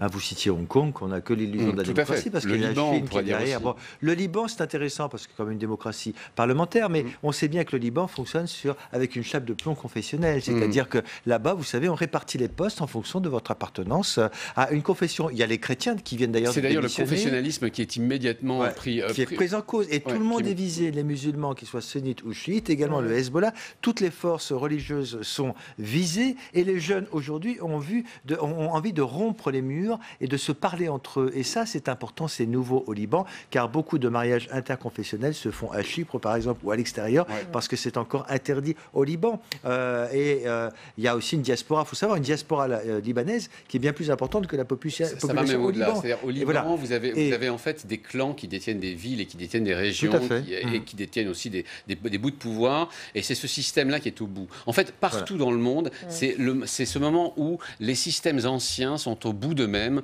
que la jeunesse prend les rues, prend les rues pour essayer de le renverser. Et il y a des pouvoirs autocratiques comme au Chili, par exemple. Le président a parlé d'ennemis intérieurs, il a parlé de guerre. Alors le Chili, c'est une démocratie, mais une démocratie incomplète. Une démocratie incomplète, avec effectivement cette tendance à vouloir réinstaurer une sorte de pouvoir autoritaire contre des manifestants. On ne parle pas de pays en guerre. Et vous allez voir demain la Bolivie, vous allez voir que des choses vont continuer en Équateur. C'est un monde en ébullition, écrit le Parisien, qui a consacré un article à ce sujet. Il fait un rapprochement historique. Le Parisien, il nous dit 2019, 1989, un petit air de déjà-vu, ou presque. Il y a 30 ans, l'histoire s'emballait, les tyrannies vacillaient, les peuples opprimés prenaient la rue. De l'Europe de l'Est à la Chine, un vent de liberté soufflait. C'est le deuxième, effectivement, le contre-coup. Moi, je pense qu'on a eu on a eu tort d'expliquer, par exemple, à propos des printemps arabes, que ça avait raté. Les peuples n'oublient jamais quand ils ont été libres, quand ils ont manifesté, quand ils ont perdu la peur. La peur, c'était avant. Entre 89 et 2011, il y a eu des mouvements qui ont essayé de libérer les pays entiers et des mouvements de rétorsion qui ont pu faire peur à une génération entière. Cette génération est passée. Aujourd'hui, c'est des gens de 20 ans qui, entre le Liban, l'Égypte, il y a eu des manifestations dans les rues en Égypte. C'est ahurissant. Eh bien, cette jeunesse-là n'a plus peur. Elle se souvient qu'on lui a dit on pouvait obtenir des choses en n'ayant pas peur. Aujourd'hui, elle n'a pas peur. Elle descend dans les rues et elle prend son destin en main. Deuxième thème de ce match, messieurs. Israël qui vit une page inédite de son histoire politique. Benyamin Netanyahou a jeté l'éponge, incapable de former un gouvernement. C'est donc un centriste qui va s'y essayer. Benny Gantz, avant de vous interroger sur ce sujet, on va tout de suite interroger Philippe Dallier, le président du groupe d'amitié France-Israël au Sénat. Il est à votre micro, Fanny Conquis, en salle des conférences. Philippe Dallier, après 6 mois de crise politique en Israël, avec ce renoncement de Benyamin Netanyahou, est-ce que Israël peut sortir de l'impasse ? C'est une très bonne question. Si certains trouvent que la politique française est compliquée, la politique israélienne l'est encore beaucoup plus. Et puis, force est de constater effectivement que le mode d'élection en Israël, qui est la proportionnelle intégrale, donne, en plus sur un nombre de députés qui est relativement restreint, 120 députés à la Knesset, on aboutit effectivement à des situations où il peut ne pas y avoir de majorité, c'est ce qu'Israël connaît en ce moment. Et pire que cela, j'allais dire, la clé est souvent dans la main des petits partis, ceux qui ont réalisé les scores les plus faibles et qui ont toujours des exigences disproportionnées par rapport à leur représentation. Donc ça a empêché Benjamin Netanyahou de constituer un gouvernement. Est-ce que Gantz va y parvenir ? Que Benny Gantz peut parvenir à former enfin une coalition c'est très difficile à dire, peut-être une chance sur deux. La possibilité de nouvelles élections à venir dans quelques semaines n'est pas du tout à exclure, donc je ne sais pas répondre par oui ou par non à votre question. Est-ce que ce renoncement annoncé de Benjamin Netanyahou après plus de 10 ans au pouvoir, est-ce qu'il tourne vraiment la page ? Lui seul peut le dire, mais c'est vrai que tous les observateurs ont le sentiment qu'effectivement une page est en train de se tourner et que Netanyahou ne sera plus en capacité d'agir sur la scène politique. Bon, on sait également qu'il a quelques difficultés avec des procédures judiciaires à venir, donc je pense qu'effectivement le fait d'avoir perdu ces élections et en tous les cas de ne pas avoir été en capacité de réunir une majorité va certainement tourner une page. Cette instabilité politique en Israël, quelles conséquences ça a sur le Moyen-Orient ? Pas tant que ça, enfin des conséquences sur la société israélienne, effectivement, parce que quand on est dans l'instabilité politique, le gouvernement en place expédie les affaires courantes, mais on ne prend pas de grandes décisions. Donc pour la société israélienne, comme pour toute société qui se trouverait dans cette situation, c'est effectivement un vrai problème. Par contre, pour tout ce qui touche à la sécurité de l'État, à mon avis, ça n'a pas d'incidence, parce qu'Israël vit dans une région qui est extrêmement dangereuse, avec des ennemis à ses portes, et on peut leur faire confiance en tous les cas pour gérer cette situation. Merci Philippe Dallier d'avoir répondu à mes questions sur Public Sénat. Merci beaucoup Fanny, Patrick, Martin-Geniez. C'est une situation assez inédite, effectivement. On n'imaginait pas d'ailleurs Benjamin Netanyahou lâché comme ça. Il n'a vraiment pas réussi et maintenant ça va être Benny Gantz. Alors premièrement, il n'a pas perdu les élections puisqu'on est à 63, ils ont chacun à peu près 33, 34 députés. Il faut une majorité de 60 plus 1 à la Knesset. Donc d'abord, il faudrait souligner le fait qu'Israël reste comme une grande démocratie parce que c'est un des rares pays au Proche-Orient où véritablement les forces démocratiques s'affrontent dans des débats parfois violents. En effet, donc il n'a pas réussi à former un gouvernement, c'est le système institutionnel israélien. Le président de la République lui a donné la possibilité de former un gouvernement, puisque c'était le premier parti en réalité, et il avait 28 jours pour le faire, il n'a pas réussi. Maintenant, c'est au tour de Benny Gantz, qui est du parti bleu-blanc. Le problème, comme l'a dit... Un centriste, alors on connaît moins bien en France, on ne sait pas trop... Voilà, enfin bon, il est, voilà. En réalité, il ne diffère de rien sur la politique de sécurité d'Israël, la politique étrangère, c'est un peu sur l'aspect économique et social, mais en réalité, là où ça ne va pas, c'est avec l'alliance avec les petits partis. Alors, on l'a bien vu, c'est que Benjamin Netanyahou, lui, était allié avec des ultra-orthodoxes, tandis que Benny Gantz lui-même veut s'allier avec d'autres. Et il y a un petit parti qui devrait faire la majorité, qui a 8 sièges, c'est le parti Israël Beitenu, qui est dirigé par Igor Lieberman, qui a 8 sièges. Avec Lieberman, vous voulez dire Lieberman, et qui est en situation de faire pencher la balance dans un sens ou dans un autre. Et lui, il est laïque, il est nationaliste, il ne veut pas s'allier avec les partis ultra-orthodoxes, ce qui fait que ce sont des partis,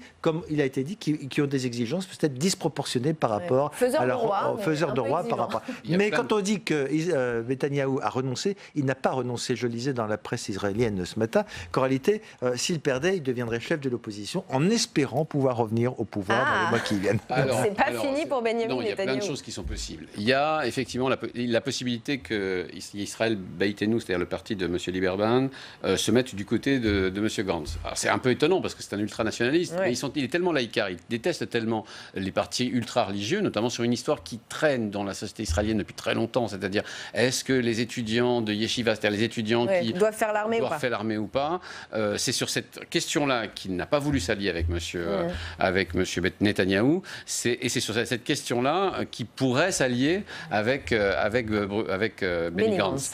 Bon, écoutez, on ne va pas revenir sur la politique israélienne telle qu'elle. Il faut noter que de toute façon, quand même, une chose très importante, c'est que monsieur Benny Gantz est de toute façon un militaire. C'est un ancien chef d'état-major, comme souvent d'ailleurs en Israël, les chefs de parti ou les anciens premiers ministres sont avant tout des militaires. Donc, vous aviez raison de souligner qu'en fait, la question militaire, la question de la sécurité n'est pas au cœur des débats. Les deux ont à peu près la même vision, les deux sont, de ce qui doit se passer pour la sécurité d'Israël.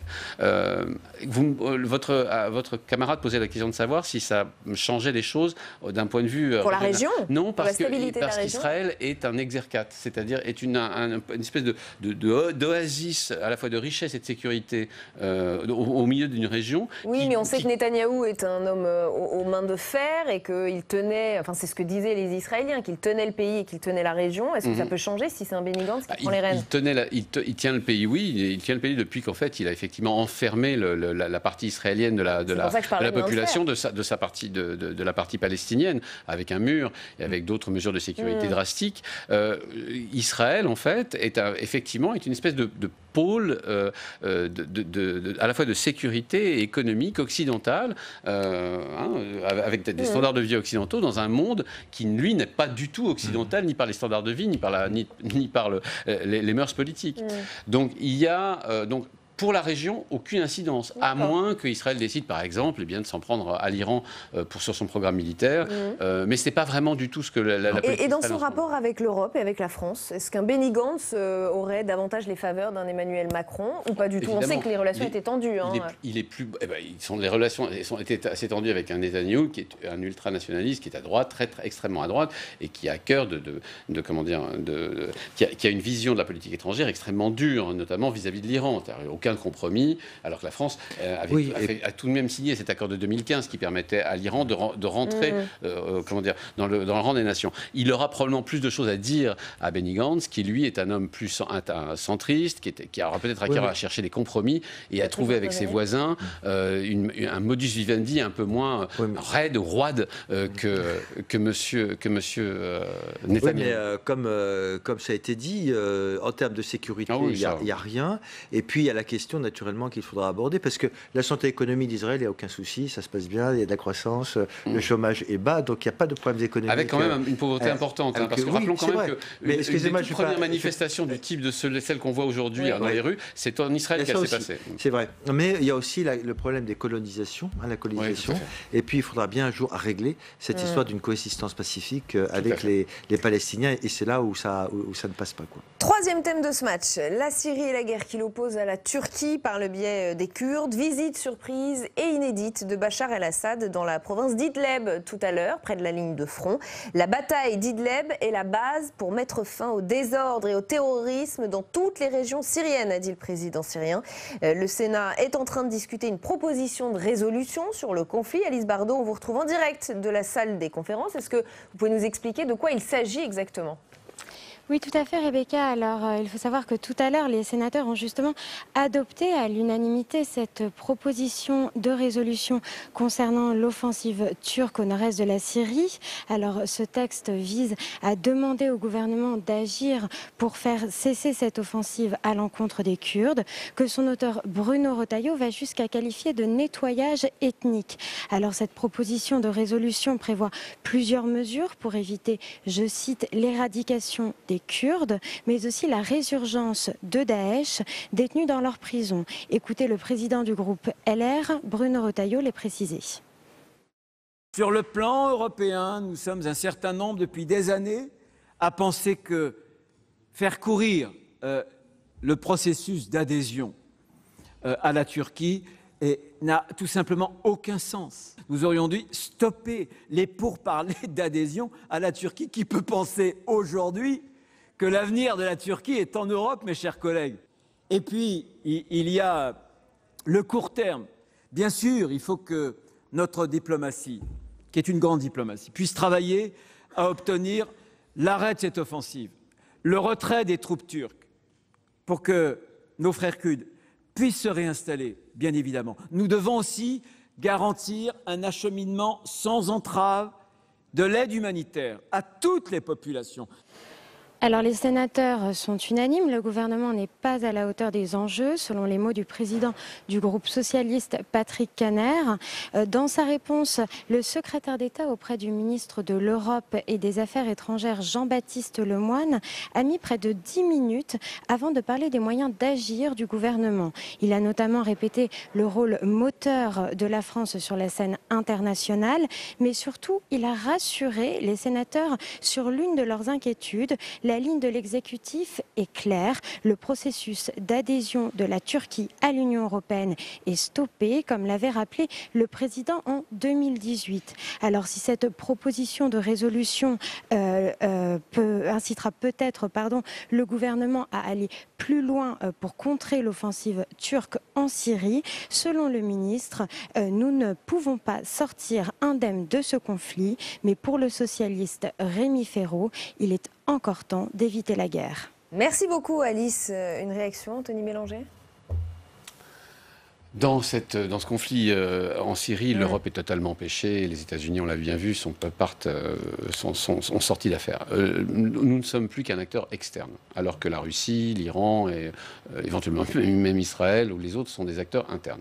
Nous ne sommes plus qu'un acteur externe parce que nous ne pouvions agir en fait en Syrie. Nous avions d'ailleurs envoyé sur place, notamment en soutien aux Kurdes, des commandos, des forces spéciales qui sont encore présentes, oui, mais qui dépendaient pour la logistique des Américains. Donc en fait, elles sont encore présentes le temps que les Américains peuvent encore assurer un peu de logistique et puis ensuite il faudra partir. Donc je rappelle toujours que quand Mme Parly va en Irak, elle y va à bord d'un avion américain. Donc en fait, à partir de ce moment-là, il n'y a plus qu'un rapport, en fait, que les rapports qu'on entretient et les moyens de pression qu'on a avec la Turquie ou avec les acteurs locaux. Avec la Syrie, c'est même pas la peine d'en parler, on n'a même plus de relations diplomatiques. Je parle de la Syrie de Bachar el-Assad. Avec la Turquie, on avait encore affaire à un allié, notamment dans le cadre de l'OTAN et aussi dans le cadre d'un partenariat avec l'Union européenne. Or, la Turquie a bien fait comprendre, dans les semaines avant son offensive, que si elle le voulait, elle pouvait lâcher la bride à 3,5 millions elle pouvait cesser de retenir 3,5 millions de réfugiés syriens sur son sol. Il y a eu cette menace, d'entre eux, mais c'est une menace qu'elle a mise à exécution en partie. Aujourd'hui, s'il y a 20 000 réfugiés dans l'île de Lesbos, c'est parce que la Turquie a fait savoir qu'elle pouvait le faire.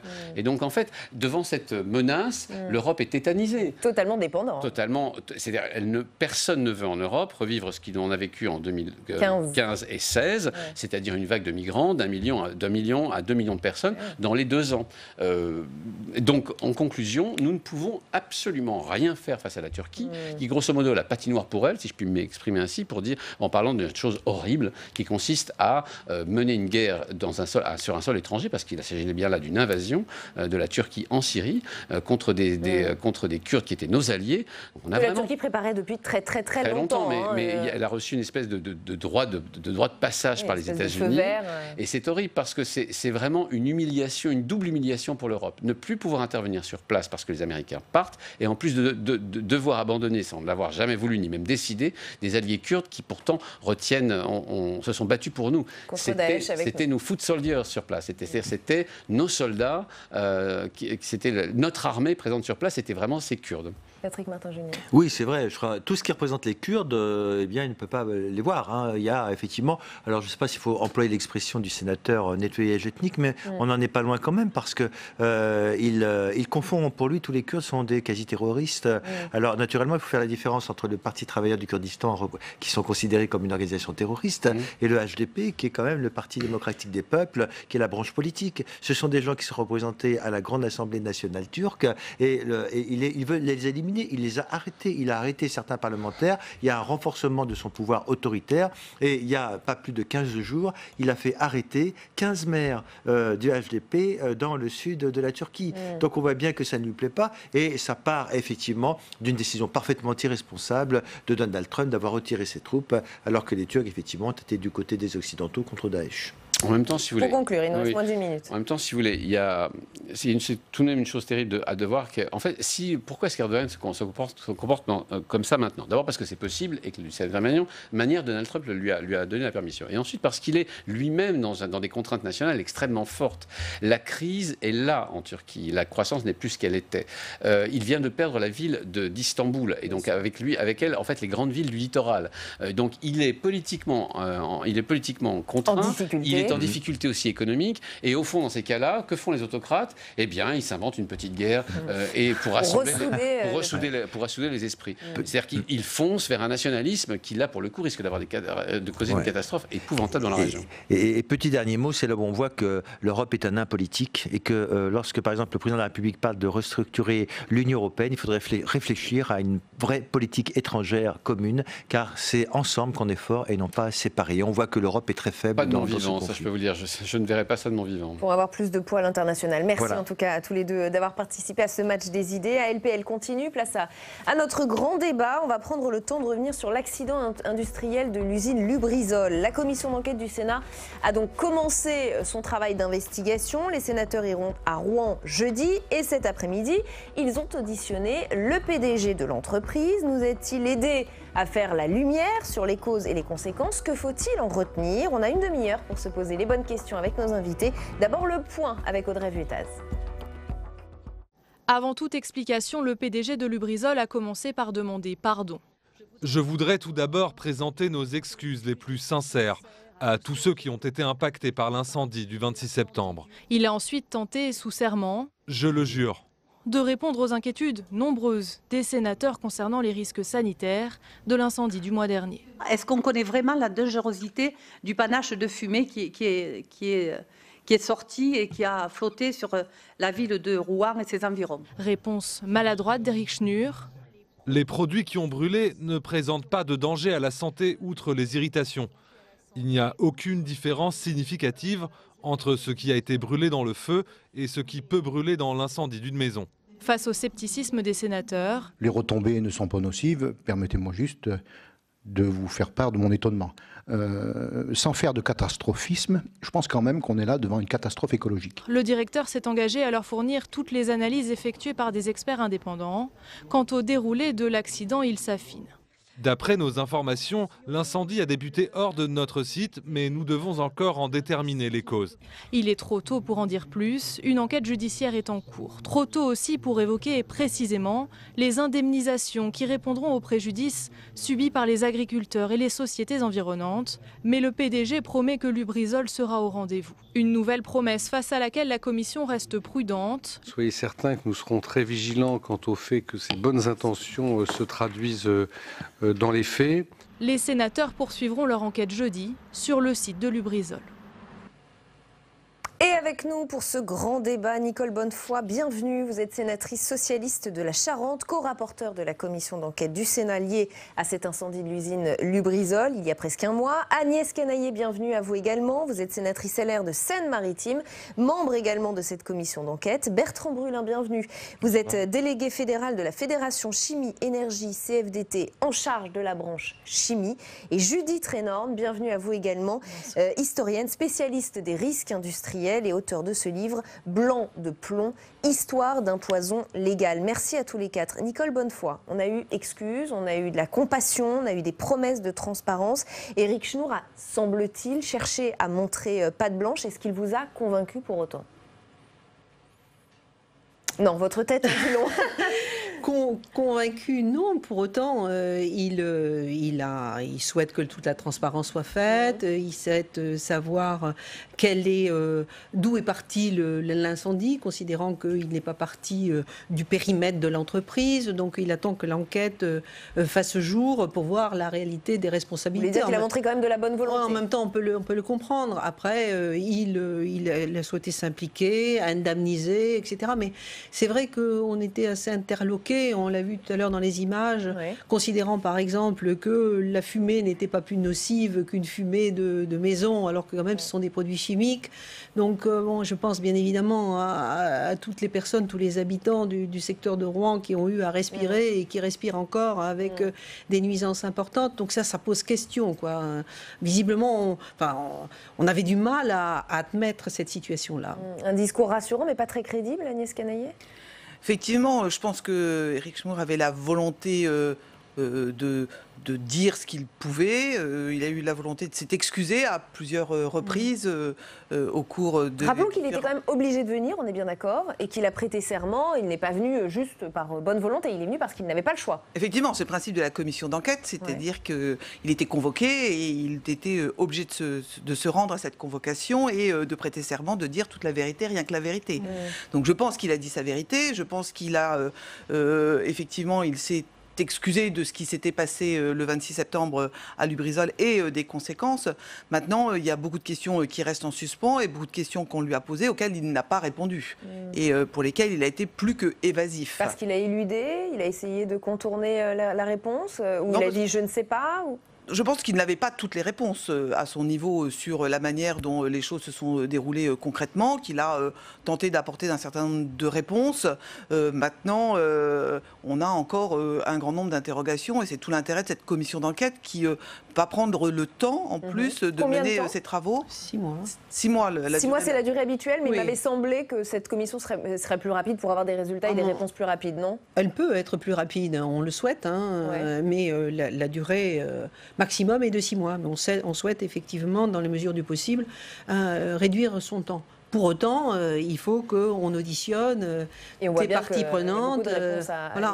Et l'intérêt, c'est de partir du terrain pour voir la réalité, mieux comprendre ce qui s'est passé, de manière ensuite à en tirer les enseignements. Bertrand Brulin, quel a été votre regard sur cette audition et ce travail de la commission d'enquête qui va essayer de chercher la vérité, de faire la lumière sur cette question? Alors, sur l'intervention du PDG Éric Schnur, je suis désolé, je n'ai pas eu la possibilité de la regarder cet après-midi. On a eu une petite opération rattrapage là, avec Audrey Zeta, vous avez eu un petit sujet. Non, je dirais qu'il est dans son rôle, tout simplement. Aujourd'hui, c'est pas pour appuyer le sens de ses déclarations, mais aujourd'hui, moi, je croise avec les salariés de Lubrizol, parce que je les vois régulièrement au nom de la fédération et du syndicat en local. Et ils ne s'expliquent toujours pas non plus, eux, comment a pu se produire cet incendie. Ils ne comprennent pas. Et qu'est-ce qu'ils vous disent, notamment parce que je pense à Éric Schnur qui leur a promis qu'il continuerait de toucher leur salaire pendant toute la durée des travaux, ils continuent d'avoir, ils ne perdent pas leur emploi. Ça fait partie des inquiétudes, j'imagine, qu'ils ont exprimées? Alors, sur ce que fait et la façon dont Lubrizol va traiter cette situation, aujourd'hui, moi, ce que j'ai comme information, c'est qu'effectivement, il n'y aura pas de mesures de chômage technique envisagées. Pour autant, il y a et ça fera l'objet aussi, je pense, pour partie probablement des travaux de la commission, il y a une question qui se pose sur la pérennité du site et un éventuel redémarrage de ce site. Pour autant, on sait que ça va probablement se jouer autour de la capacité, je dirais, de la population à voir ce site redémarrer. Mais d'ailleurs, il a dit qu'il ne reconstruirait pas une usine. Donc, effectivement, ce Donc là aussi, il y a Oui. Il était évasif sur la question. Oui. Judith Renan, j'aimerais aussi votre avis sur ce type d'exercice où effectivement il arrive pour se justifier, s'excuser, montrer patte blanche. On voit qu'il y a aussi une forme d'opération de communication pour Lubrizol. Certes, je pense en effet qu'il était tout à fait dans son rôle. Moi, je voudrais peut-être me féliciter que le Sénat aussi soit dans son rôle et que les pouvoirs parlementaires, en fait, que les institutions parlementaires se saisissent de cette histoire. Je trouve que c'est tout à fait intéressant et qu'il y a là quand même un vrai élément de démocratie qui me semble absolument fondamental dans cette situation. Il y a quand même eu une sorte de cacophonie initiale et que là, on commence justement à prendre le temps et que les parlementaires se saisissent de cela pour auditionner et faire un vrai travail pour essayer de comprendre à la fois ce qui s'est passé évidemment au moment de l'incendie, mais aussi la manière dont la crise a été gérée dans les jours qui ont suivi et dans les semaines qui ont suivi. Je pense que c'est absolument fondamental. Alors, à l'Assemblée comme au Sénat, Éric Schnur a tenu un discours très rassurant sur la pollution de l'air, c'est un peu ce que vous disiez, et sur les conséquences pour la santé des Rouennais. Voilà ce qu'il nous dit, je le cite, « Nous savons précisément quels produits Lubrizol ont brûlé et nous pouvons affirmer que ces substances ne posent aucune menace sur la santé, ni à court terme, ni à long terme. » Voilà les termes d'Éric Schnur tout à l'heure. Même tonalité dans le discours d'Agnès Buzyn, cette fois hier soir, qui était l'invitée d'audition publique sur Public Sénat. Écoutez. Aujourd'hui, les Rouennais respirent un air sain. Ils le respirent d'ailleurs depuis le deuxième jour. En tous les cas, dès que nous avons fait des mesures, il n'y avait pas dans le nuage et ensuite dans l'air ambiant de traces d'hydrocarbures, d'amiante, puisque nous avons recherché l'amiante, de traces de dioxine. Et donc aujourd'hui, les Rouennais peuvent être tranquillisés sur l'air qu'ils respirent. Bertrand Brulin, qu'est-ce que ça vous fait d'entendre cela? Vous êtes quand même un spécialiste des produits chimiques. Est-ce que pour vous, on peut dire dès le 2e jour que les Rouennais respiraient un air sain? Non. Je ne pense pas qu'on puisse l'affirmer de cette façon. La particularité des produits chimiques comme d'autres produits, c'est que suivant la concentration, suivant les températures à laquelle ils sont exposés, modifient leur structure. Et donc aujourd'hui, moi je suis incapable de vous dire si... et pour aller même plus loin, j'ai pris contact avec d'éminents toxicologues au niveau national qui nous disent que c'est un exercice très délicat. Très délicat de mesurer dans ces conditions la toxicité d'un produit dans les conditions de l'incendie qu'il y a eu. Et en même temps, on a, alors j'imagine que les services de police qui mènent l'enquête ont le détail très précis à la fois des produits qui étaient présents sur le site, et je pense que la commission l'aura, mais également ceux qui ont brûlé. Donc c'est une question assez difficile. Pour autant, il y a aussi la question de comment est-ce qu'on mesure la toxicité de ces produits. Et c'est Normandie Atmosphère, je crois, Normandie Atmosphère, qui a relevé, qui a fait ces échantillonnages dès les premières heures du sinistre. Est-ce que les appareils qui détectent ou qui étaient en place pour mesurer la qualité de l'air étaient calibrés pour rechercher ce type de produit? Quelle fréquence avaient les échantillonnages sur ce type de produit? Donc voilà, il y a toute une question, mais ça renvoie aussi d'une façon assez générale à comment on s'inscrit dans la prévention des risques technologiques. Et moi, ce que je souhaite aujourd'hui, c'est que ce débat, en partant de Lubrizol, nous amène un petit peu plus loin que ça. Ouais. C'est-à-dire qu'aujourd'hui, on a, je crois, sauf erreur de ma part, un peu plus de 1300 sites. Ah oui, mais on y consacrera même une partie entière, puisqu'on en a effectivement 1312, j'ai le chiffre sous les yeux, voilà. et on y reviendra. Parce que ça concerne effectivement tout un tas d'autres sites Seveso. Judith Renan, vous vouliez réagir? Oui, je voulais réagir sur l'incertitude en fait, dont vous faites état. Je pense que c'est très important, en effet, d'être capable d'exprimer cette incertitude. C'est-à-dire qu'on nous a dit, dès le 2e jour, qu'il n'y avait aucun problème. C'est évidemment dire je ne sais pas, nous ne savons pas exactement. C'est tout d'un coup accepter qu'on n'est pas dans la maîtrise complète en fait de ce qui est en train de se passer. Et là, je crois qu'il y a la politique vraiment... est venue se mêler en fait. Voilà, absolument. Et donc je crois que c'est ce qui est très important en effet. Et c'est ça aussi qui a créé la défiance de la population. C'est cette espèce d'affirmation de certitude qu'il n'y avait absolument aucun danger, qui à nouveau ici dans le. Alors que des chimistes, des spécialistes nous disent eux-mêmes non, ce n'est pas possible de savoir si ça a un effet ou pas. Nous n'avons pas forcément les bons outils, nous ne savons pas exactement comment mesurer au bon moment ces toxiques. Donc je crois que c'est très important que cette posture de maîtrise qui est absolument illusoire soit abandonnée par les pouvoirs publics, parce qu'il me semble que c'est là en effet que se niche du coup la défiance, et qui évidemment est un élément fondamental du débat actuel. Je partage tout à fait ce qui vient d'être dit, et j'ai questionné d'ailleurs le PDG du Lubrizol parce que pour lui, il n'y avait pas de souci sur la toxicité, et lui demandant l'interférence des produits chimiques entre eux, parce qu'il y a les substances individuelles et dans l'embrasement de l'incendie, ces substances qui sont mélangées et qui font une toxicité différente de chaque produit individuellement, quoi. Donc on connaît tous les conséquences des effets cocktails, des produits chimiques, et donc mais d'où ce manque d'humilité des autorités? Oui, c'est ça. Voilà. On dit tout de suite, c'est bon. Voilà, et d'où cette défiance, des citoyens qui disent, quand même. Ils peuvent pas nous dire que ça va être trop rassurant trop vite. Oui, avec à mon avis aussi une difficulté, c'est qu'il y a eu un peu une cacophonie quand même du message public au départ, avec des messages assez contradictoires, et puis des autorités publiques qui voulaient avoir des discours techniques, et des discours techniques assez opaques, parce que on a beau nous donner la liste des produits... Moi, je ne suis pas chimiste, je vois même que les chimistes ont eux-mêmes des questions pour savoir ce que l'addition des produits fait entre eux. Je trouve qu'aujourd'hui, il y a une vraie cacophonie, un vrai mélange du rôle et de la place. Et puisque vous pointez du doigt cette cacophonie, est-ce que ça veut dire que potentiellement cette commission d'enquête pourrait être amenée à demander à des ministres de venir s'exprimer? Bien sûr.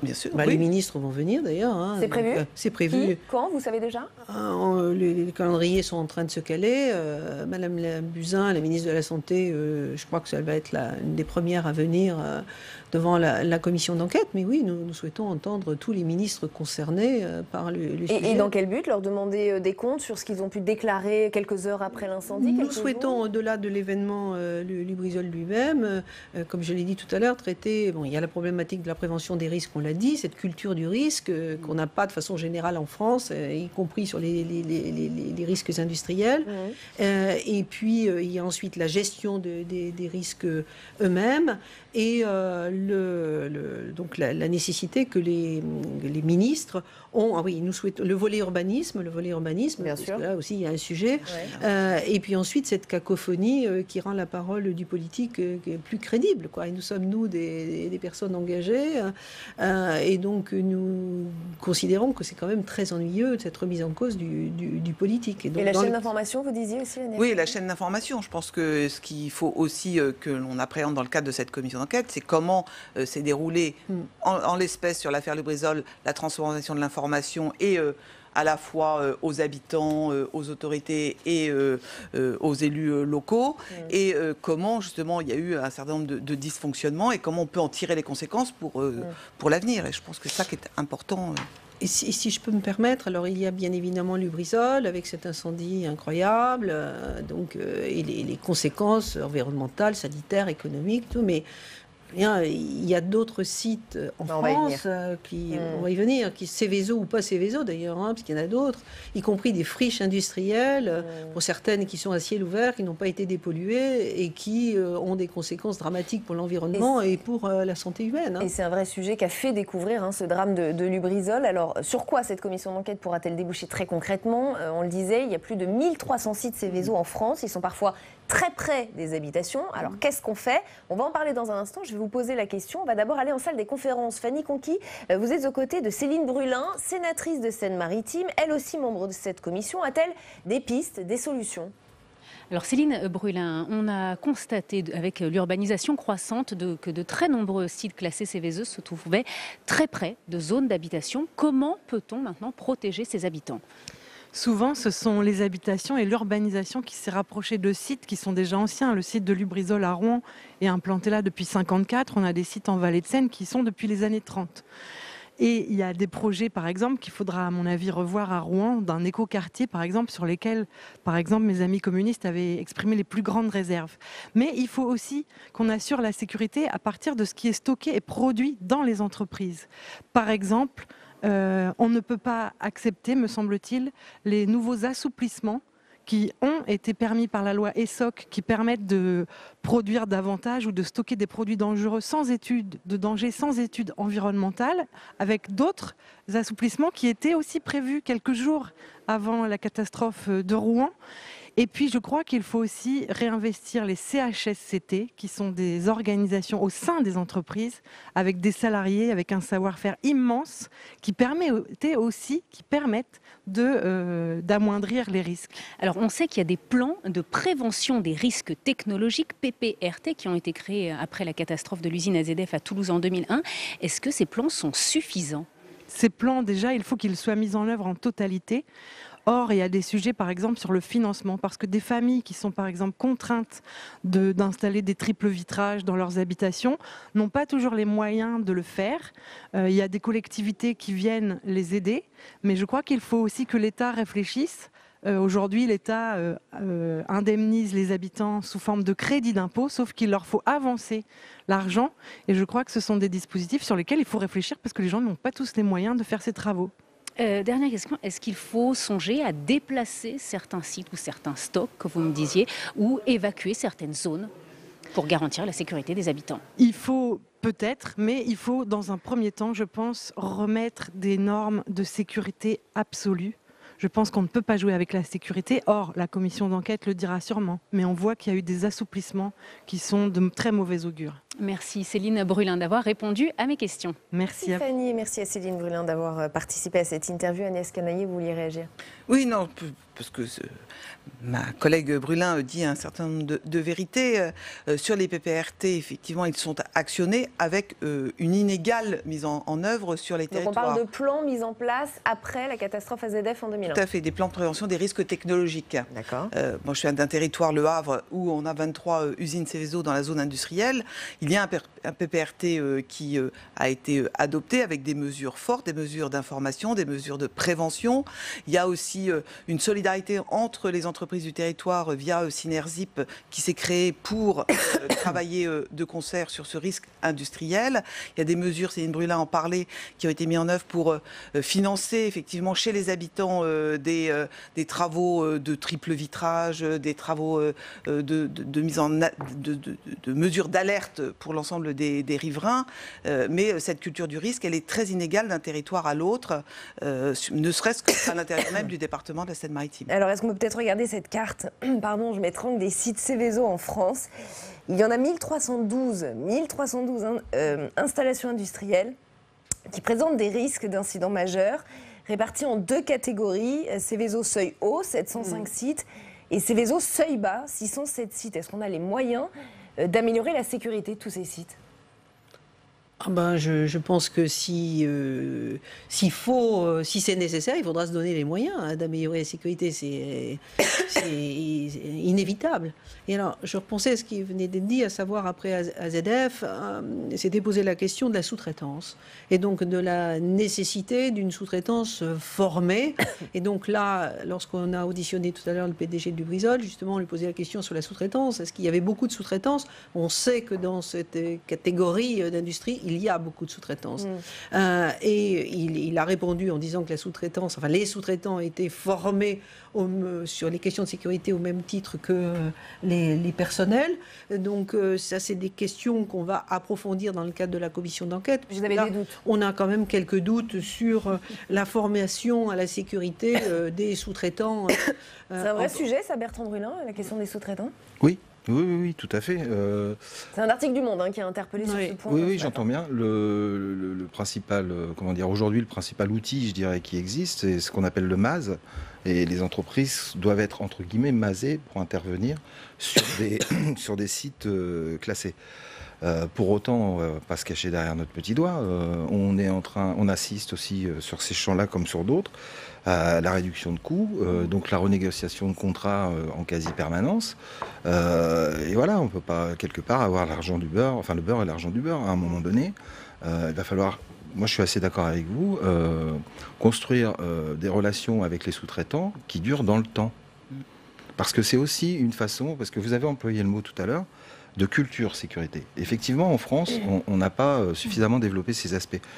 Nous, au niveau de la fédération, on travaille avec un organisme qui s'appelle l'ICSI, qui a été d'ailleurs financé par la région Midi-Pyrénées après l'accident d'AZF, qui est donc l'Institut pour une culture de la sécurité industrielle, qui regroupe des universitaires, des docteurs en sociologie des organisations, ergonomie des organisations, les industriels, les organisations syndicales. Et tout ce petit monde se rencontre, discute de sujets précis et comment on résout ça. Et l'objectif de tout ça, c'est d'avoir une culture, de partager une culture commune.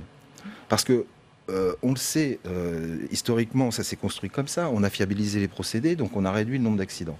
Derrière, on a mis en place tous ces systèmes de gestion de la sécurité qui ont permis aussi de réduire le nombre d'accidents. Nous, on pense qu'on est devant le prochain palier, qui est comment on construit une culture commune autour de ces industries. Et c'est valable également, parce que c'est vrai, ça a été noté aussi, autour de Rouen, il y a probablement, enfin je veux dire, on l'a sous les yeux, donc voilà, un déficit à la fois d'information, parce qu'effectivement, les gens de Rouen ne veulent pas être rassurés, ils veulent être informés. Donc une information, et puis qui renvoie aussi à la capacité des services de l'État de prendre en charge ça. Donc il y a toute cette dimension à travailler, je pense, aujourd'hui. Et c'est pour ça que je disais tout à l'heure, il faut peut-être dépasser le cas de Lubrizol et s'inscrire dans... C'est pour ça qu'on parle de ces 1312 sites Céveso, oui, Oui, non, j'irais tout à fait dans le sens de ce qui vient d'être dit. Construire une culture commune, ça veut dire aussi, disons, mettre fin à l'étanchéité du mur de l'usine. C'est-à-dire que, évidemment, les salariés ont quand même très longtemps joué le rôle de sentinelle pour tous les risques, qu'ils soient à l'intérieur, mais aussi, du coup, à l'extérieur de l'usine, et des risques environnementaux, on va dire, des contaminations environnementales possibles. Et c'est vrai que le système croissant, qui est de plus en plus présent de précarisation de l'emploi et de ce système de recours à la sous-traitance absolument généralisé dans de nombreux secteurs, en particulier des secteurs où la question du risque et la question de la sécurité est fondamentale, joue bien sûr dans le sens de la déconstruction complète. Et cette séparation entre l'intérieur et l'extérieur de l'usine, c'est vraiment une construction historique en effet. C'est vraiment quelque chose qui est initialement construit dès que l'industrie commence à s'implanter et qu'on construit deux modes de gestion absolument distincts entre ce qui concerne la santé au travail, on va dire, et la santé des salariés, et la santé environnementale, et on va dire les nuisances au voisinage. Et on est l'héritier de ça. Et la situation qu'on vit aujourd'hui, elle est absolument le fruit, en fait, de cette séparation. Le résultat complète. de tout ça. Voilà, le résultat de tout ça. Oui, je partage complètement.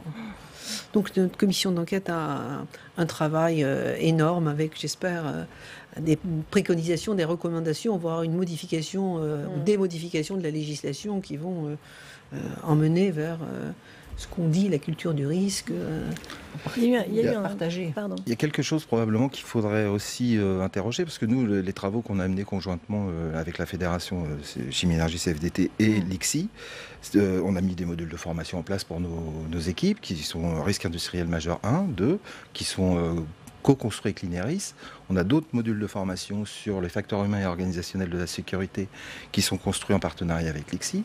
Et c'est pour ça que je vous en parle. Il y a probablement un point important, c'est que quand on dit facteurs humains et organisationnels de la sécurité, on met, nous, le maillon fort derrière, enfin le facteur humain, c'est le maillon fort. Pour autant, on arrive sur les problématiques d'organisation du travail. Et là, nous, en tant que syndicalistes, on voit très bien comment ça se passe. Quand on commence à adresser ces questions à des responsables d'entreprise, on nous remercie.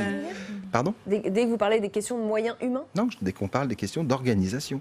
Parce que moi, je veux bien qu'on mette 3 extincteurs à la place d'un extincteur. Pour autant, si vous n'avez personne pour les tenir, ça va devenir difficile. Donc c'est assez, c'est à gros traits l'exemple que je donne. Mais en même temps, il y a cette question autour de l'organisation du travail. Et là, c'est sous cet aspect-là qu'on parle de culture sécurité. Mais dès lors que nous, on interroge nos dirigeants d'entreprise sur ces questions et qu'on l'emmène quelque part indirectement sur les aspects d'organisation du travail, on sait comment ça se passe, on nous remercie gentiment en nous disant que ça ne fait pas partie de nos prérogatives. Pour autant, dès qu'on commence à parler de ces sujets en ayant une porte d'entrée sécurité, vous allez trouver une oreille attentive. La tension change. Pour autant, c'est pas gagné. Mais à mon avis, c'est une question centrale. Il y a un autre point qui a été abordé notamment par la sénatrice Brunin tout à l'heure. Les premiers sites Seveso ont été construits dans les années 30 et tous étaient isolés, évidemment, à l'époque. Le problème, c'est que les villes se sont étalées au fil des décennies. Évrard Fauche, qui est directeur de But à Gaz à Petite Couronne, en banlieue de Rouen, il a été interrogé par nos confrères d'Europe 1. Il nous dit ceci: des sites Seveso qui étaient hier en pleine campagne se retrouvent aujourd'hui en pleine ville. Ce sont souvent des sites qui génèrent de l'activité économique, des emplois. Se pose alors, dit-il, la question de l'acceptabilité sociale du risque. Qu'est-ce qu'on peut répondre à cela ? D'abord à ce premier point de ces villes qui se sont étalées et qui du coup se rapprochent des sites Seveso, et puis cette idée que peut-être il faut qu'on accepte le risque. Agnès Canaillé. Oui, alors effectivement, on voit que les zones industrielles, les zones urbaines se sont parfois imbriquées, et l'exemple rouennais en est Et des élus les ont autorisés. Et des élus les ont autorisés parce qu'ils n'ont pas eu forcément cette conscience réelle, et on parlait de culture du risque tout à l'heure, on voit bien que cette culture du risque, elle n'est pas appréhendée de manière forte en France et pas en amont. Après, il y a des exemples d'autres villes, comme je pense à Port-Jérôme-sur-Seine, où ce sont les raffineries Exxon Mobil, alors Esso et Mobil à l'époque. La ville s'est construite parce qu'il y avait les raffineries, c'est-à-dire que tous les habitants de la ville travaillent, ont un membre de leur famille qui a travaillé ou qui travaille chez Exxon, donc il y a une culture du risque qui est plus inhérente parce que vraiment les deux sont très très imbriqués, à la fois la ville et l'entreprise. Donc je pense qu'il y a besoin aussi, et c'est pas une fatalité, on a besoin de travailler autour de cette culture et d'acculturer les habitants à l'existence. Mais alors elle est où la solution aujourd'hui, Judith Reynande, quand on a des villes qui sont pas très loin des sites Seveso, on ne va pas déplacer les sites Seveso, on ne va pas réduire la taille des villes. Qu'est-ce qu'on fait? Juste ce que je voudrais dire, c'est que cette affaire Lubrizol, elle nous fait de manière absolument éclatante apparaître l'amnésie collective dans laquelle on est. C'est-à-dire que quand on dit cette histoire nous montre le risque en ville, mais le risque en ville, il est depuis qu'il y a de l'industrie.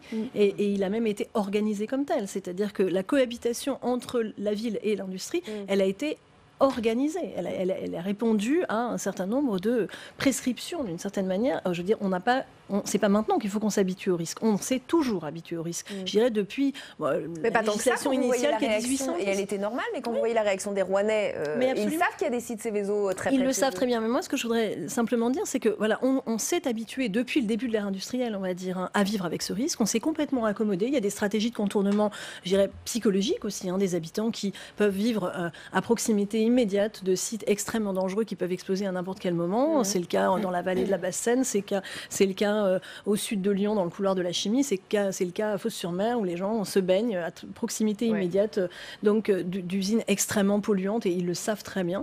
Donc je veux dire, il y a des stratégies d'accommodement, on va dire, et qui sont aussi probablement la seule manière finalement, en effet, d'accepter ce risque-là. Mais on ne va pas évidemment raser les villes à proximité, et on ne va pas non plus déplacer tous les sites. Moi, ce qui m'intéresse plus, c'est d'essayer de comprendre aussi qu'il faut peut-être remettre en question, et à l'occasion, en effet, d'un accident comme celui-ci, de se dire qu'est-ce qu'on fait après. Il faut peut-être aussi remettre un petit peu en question le système qui a amené à tout ça. C'est-à-dire, est-ce que vraiment on a besoin de cette usine-là? Est-ce qu'il faut toujours voir la question sous forme d'une dialectique emploi d'un côté et environnement de l'autre, et protection de l'environnement? Est-ce qu'on ne pourrait pas trouver un autre type de dialectique qui nous permette de penser les choses autrement? Nicole Bonnefoy, peut-être pour conclure, il nous reste 1 minute. Pour conclure, je partage ce qui vient d'être dit, cette nécessité de développer la culture du risque qui n'existe pas suffisamment en France, avec probablement une appréciation plus importante aujourd'hui qu'elle l'était par le passé sur les questions environnementales, sur les questions sanitaires. Donc les gens sont beaucoup plus sensibles à ces questions-là, donc demandent qu'on leur dise la vérité et exigent également que des dispositions soient prises pour mieux prendre en compte ces risques-là, quoi. Donc c'est l'intérêt de la commission d'enquête. Donc on va essayer, sur tous les volets qui viennent d'être évoqués là, ils sont nombreux, de travailler pour apporter ces réponses-là. Mais évidemment, ce n'est pas simple. Mais en tout cas, nous, on a la volonté de le faire. Et les auditions vont continuer. Et les sénateurs de cette commission d'enquête se rendront à Rouen jeudi. Merci. Oui. Merci à tous les 4 d'avoir participé à ce grand débat. Demain, vous retrouvez à cette place Oriane Mancini à 7h30 dans Bonjour chez vous. L'invité politique sera Fabien Roussel, secrétaire national du PCF. Très bonne soirée sur Public Sénat.